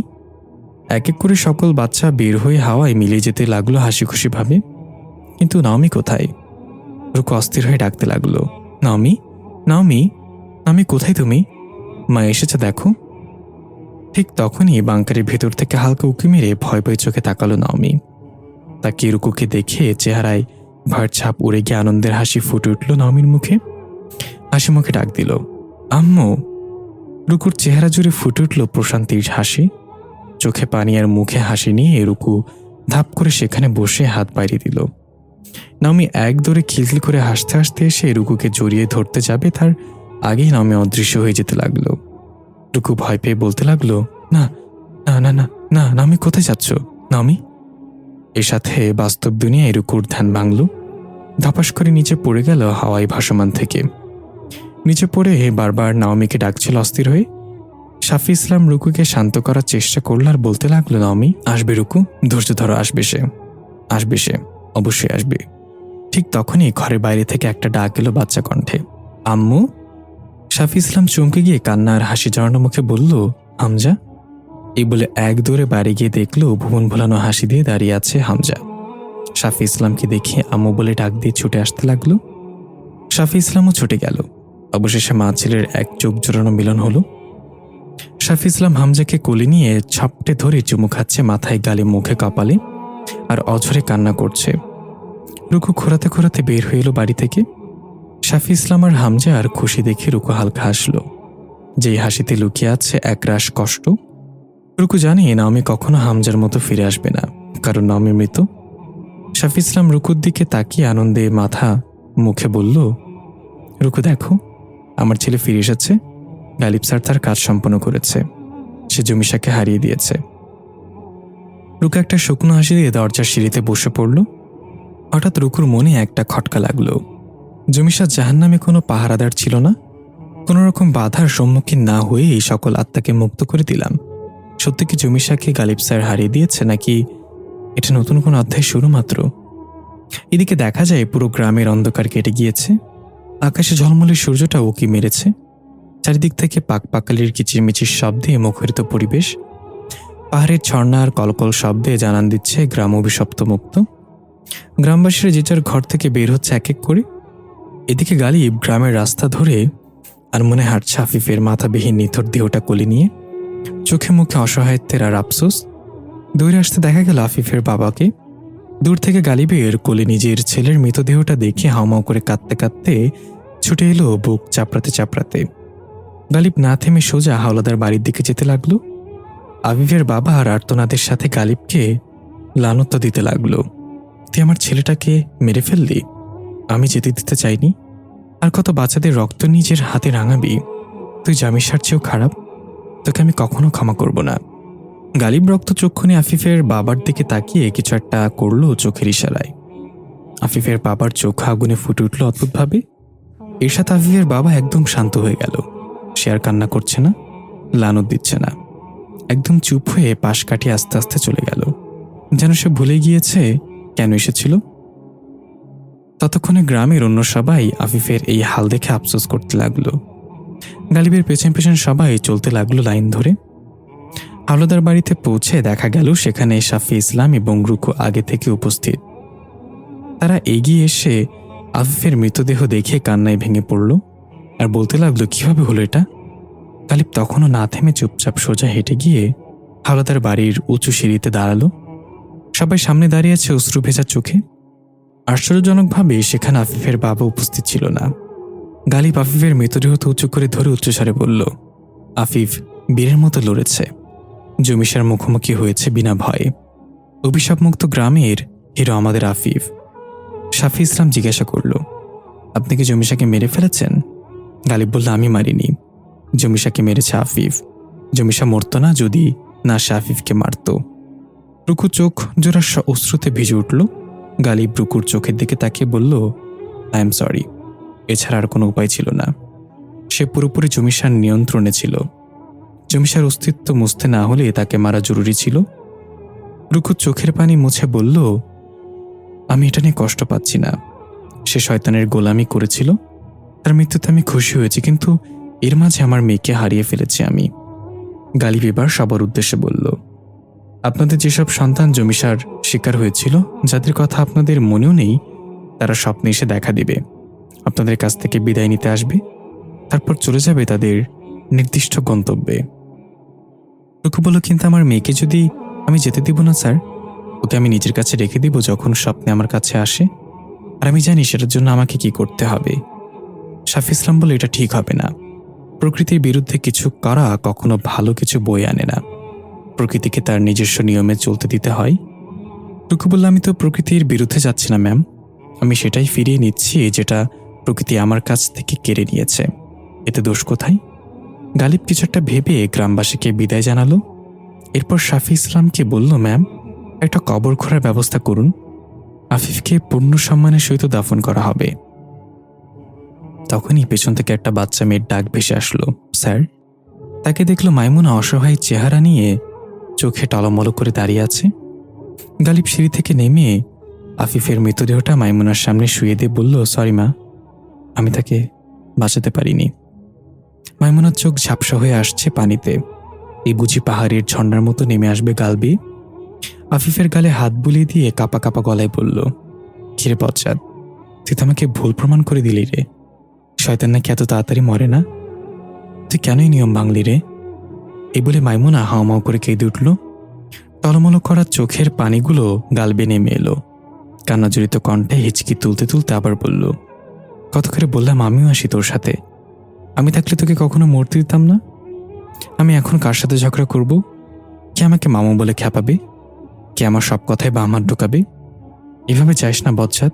এই যে কথা দিলাম, আমি তোকে বজ্জাত বলবো না, তোকে সুন্দর করে আফিফ বলে ডাক দিব। তোর উপর আর রাগ করবো না, ঝগড়া করবো না, তুই যা বলবি তাই মেনে নেব। তবু যদি একবার ফিরে আসতি রে। মাইমুনা পাগলের মতো কান্না করছিল। গালিব তাকে জড়িয়ে নিয়ে কানের কাছে ফিসফিস করে কিছু একটা বলল। মাইমুনা হঠাৎ শান্ত হয়ে গেল। মুখে একটা রহস্যময় হাসি ফুটে উঠল, যেটা দূর থেকে লক্ষ্য করলো রুকু, তবে তেমন আমলে নিল না। 2 দিন পর রাতের বেলা গ্রামে বিশাল অনুষ্ঠানের আয়োজন করা হয়েছে। হরেক রকমের খাবারে পরিপূর্ণ টেবিলগুলো, সবাই হাসি খুশিভাবে আলাপ আলোচনা করছে। তবে আজকের অনুষ্ঠানে নেই কোনো অদ্ভুত রীতিনীতি, নেই কোনো লাশের গন্ধ। গ্রাম যেন সত্যি সত্যি অভিশাপ মুক্ত। কিন্তু এটা হয়েছিল চলের পূর্বে সুন্দর আবহাওয়ার এক ঝলক। গালিব আর শাফি ইসলাম বসে আছে সবার শেষে 2টা চেয়ারে। বাচ্চারা খেলা করছে সামনেই, সেখানেও হামজাও ছিল। শাফি ইসলাম একটু হেসে বলল, এই দিনটা দেখতে পাবো কখনো কল্পনা করিনি জনাব গালিব। আপনাকে ধন্যবাদ স্পেশালি। গালিব বলল, এটা আমি করিনি ম্যাম, আমরা সবাই মিলে করেছি। আপনি অনেক ত্যাগ স্বীকার করেছেন। আপনি সত্যি একজন পাথরের মতো মানুষ। শাফি ইসলাম হালকা হেসে বলল, না জনাব গালিব, আমি পাথর না, বরং সে আয়না যা পাথরকেও ভেঙে দেবে যখন আয়না ভেঙতে এলে। আমি জীবনে অনেক সমস্যার সম্মুখীন হয়েছি। কখনো নীরবে থেকেছি, কখনো হাসি খুশি থেকেছি। নীরবতা এবং হাসি দুটোই জীবনের ক্ষেত্রে প্রয়োজন। হাসি যেমন সমস্যা মেটাতে সাহায্য করে, নীরবতা সেই সমস্যাগুলোকে এড়িয়ে চলতে শেখায়। গালিব বলে, হয়তো আপনি ঠিক বলছেন, আর আমার বেলায় উল্টো। আমি শান্তি চাই না, আমি সবসময় সমস্যা চাই। সমস্যা ছাড়া জীবন লবণ ছাড়া তরকারির মতো। শাফি ইসলাম হাসতে হাসতে কবিতার ভঙ্গিতে বলল, চল চল চল ঊর্ধ্ব গগনে বাজে মাদুল, বেশি সমস্যা চাইলে বুঝবা কারে কয়েক গেরা কল। গালিব হাসতে হাসতে বলল, কৃষক চালায় কোদাল, নাপিত চালায় কাচি, বাহ কি কবিতা শোনাইলেন নজরুলের বিচি।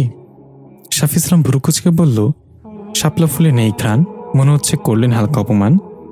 গালিব কাশি দিয়ে কিছু বলতে যাবে, তখনই বাচ্চারা খেলতে খেলতে এসে গালিবের গায়ের উপর মাংসের ঝোল ফেলে দিল। গালিব ঠাস করে দাঁড়িয়ে বলল, হ্যাঁ এটা কি করলা? আমার নতুন জামাটা মাত্র 2 বছর হয়েছে কিনছি। শাফি ইসলাম বাচ্চাদের ধমকাতে লাগলো হাসি মাখা মুখে। গালিব বলল, থাক, আপনারা দরদ দেখানো লাগবে না, আমি বাসায় গিয়ে কাপড় চেঞ্জ করে আসছি। আর দেখি আমাদের ইংলিশ টিচার বাসায় কি করে অনুষ্ঠানে না আসে। এর মাঝেই হামজা দুষ্টুমি করতে করতে লাল বেলুন হাতে গালিবের সামনে চলে আসলো। গালিব হামজার দিকে তাকিয়ে সুন্দর করে হাসিতে বলল, ওয়েলকাম ব্যাক হামজা। হামজা গালিবের দিকে বেলুন এগিয়ে বলল, এটা তোমার জন্য। গালিব বেলুনটা নিয়ে হামজাকে বলল, এখন আর বেলুনের কাজ কি, তুমি তো হয়ে গেছো। শাফি ইসলাম পিছন থেকে মিষ্টি রাগ নিয়ে বললেন, ছি, এসব কি বলেন বাচ্চাদের। গালিব হাসতে হাসতে বলে চলে গেল। শাফি ইসলাম তাকিয়ে রইল গালিবের যাওয়ার পানে। এদিকে দেখা যায় রুকু জানালার কাছে দাঁড়িয়ে আছে। বাইরে বাতাসে জানালার পর্দার সাথে রুকুর খোলা চুলগুলো এলোমেলোভাবে উঠছে। কোন এক গভীর ভাবনায় ডুবে আছে সে। রুকু মনে মনে বলছে, জমিশা এত সহজে হার মানতে পারে না। তখন সেই নার্সের কণ্ঠে অতীতের একটা কথা শুনতে পাই আমরা, জমিশা, তোমার সামনে থাকলেও বুঝতে পারবে না সে জমিশা।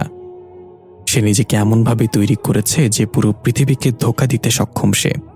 তার কোনো মৃত্যু নেই, সে বারবার ফিরে আসবে ভিন্ন ভিন্ন নামে। রুকু এসব ভাবছিল, তখন রুকুর মস্তিষ্কে কয়েকটা দৃশ্য বাড়ি খেল। আফিফের বাবা কেন সেখানে ছিল না ছেলের লাশও দেখতে? গালিব স্যার মাইমুনার কানে কি বলেছিল সে হঠাৎ করে শান্ত হয়ে গেল কেন? জমিশার জাহান্নামে কোনো পাহারাদার ছিল না কেন? আমি এত সহজে তাদেরকে মুক্ত করলাম কিভাবে?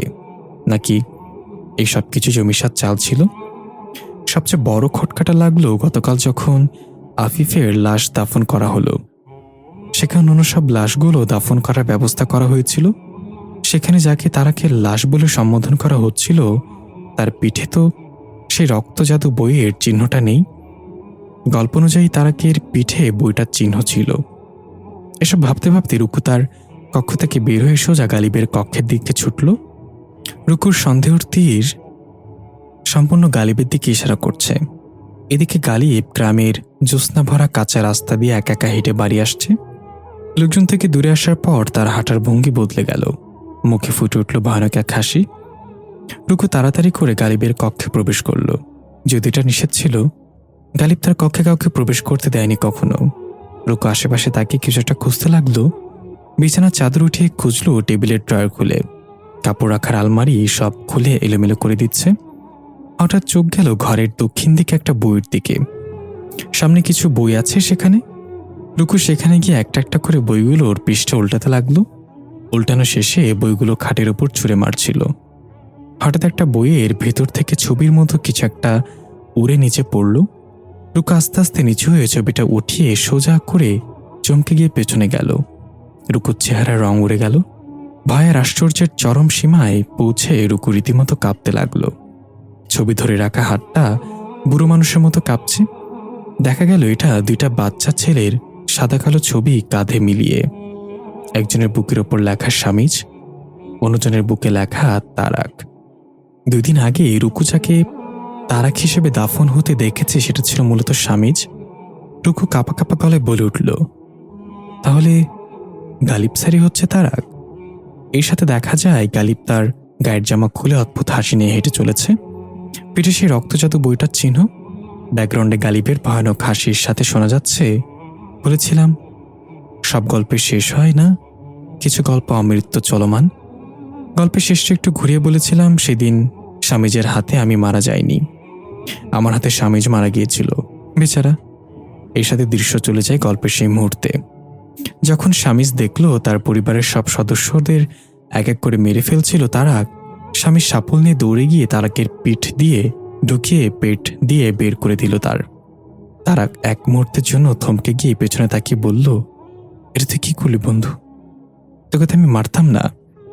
স্বামীজ কিছু না বলে রাগে কাঁপতে কাঁপতে সাপল বের করে আবার ঢুকিয়ে দিল তারাকের পেটে। স্বামীজ ভেবেছিল তারাক শেষ, কিন্তু তারাক হাসতে হাসতে নিজে হাতে সাপলটা বের করে বলল, ভেবেছিলাম তোকে মারবো না। 2 বন্ধু মিলে এই গ্রামকে গড়ে তুলব শয়তানের আড্ডাখানায়। এই গ্রামে সৃষ্টিকর্তার নাম স্মরণ করা হবে। এখানকার মানুষ আমাদের তাদের ঈশ্বর মানবে। কিন্তু তুই তো বন্ধু আমাকে বুঝলি না। এই বলে ঠিক সেভাবেই সাপল ঢুকিয়ে দিল স্বামীজের পেটে এবং পিঠে। স্বামীজের মুখ দিয়ে রক্ত বের হয়ে এলো। তারাকের কলার ধরে রক্তমাখা মুখে কিছু বলতে চেয়েও পারল না। আস্তে আস্তে লুটিয়ে পড়ল নিচে। এর সাথে দৃশ্য বর্তমানে ফিরে আসলো। স্পষ্ট লাগলো সবকিছু। জমিসা বাচ্চাদের নিয়ে যাওয়ার সময় পেছনে তাকাতেও প্রতিবারই একবার করে। এবার তার চেহারা দেখা গেল, এটা ছিল গালিব। লুবনা পেছনে তাকিয়ে বলেছিল, স্যার আপনি এখানে। দেখা গেল সেটাও ছিল গালিব। লুবনার মাথায় আঘাত করে তাকে অজ্ঞান করে দিল। ডাক্তারকে মেরে বাইরে যাওয়ার সময় একবার পেছনে ফিরে তাকালো, এটাও ছিল গালিব। খালিল জামাদারকে জমিসা বানিয়ে পাঠানোর পরে হুডি নামালে দেখা যায় সেটাও ছিল গালিব। গালিবের হাঁটার সাথে তার কণ্ঠে তাল মিলিয়ে শোনা যায়, জমিসার মৃত্যু হয়েছে, আমার কোনো মৃত্যু নেই। আমি ফিরে আসবো আবার নতুনভাবে, আরো বড় কিছু বলি দেবার জন্য প্রস্তুত হও গ্রামবাসী। স্যার, আপনি হলেন সেই গল্পের নায়ক স্বামীজ, তাই না? ঠিক ধরেছ, তবে আমি কোনো নায়ক না, ভিলেন।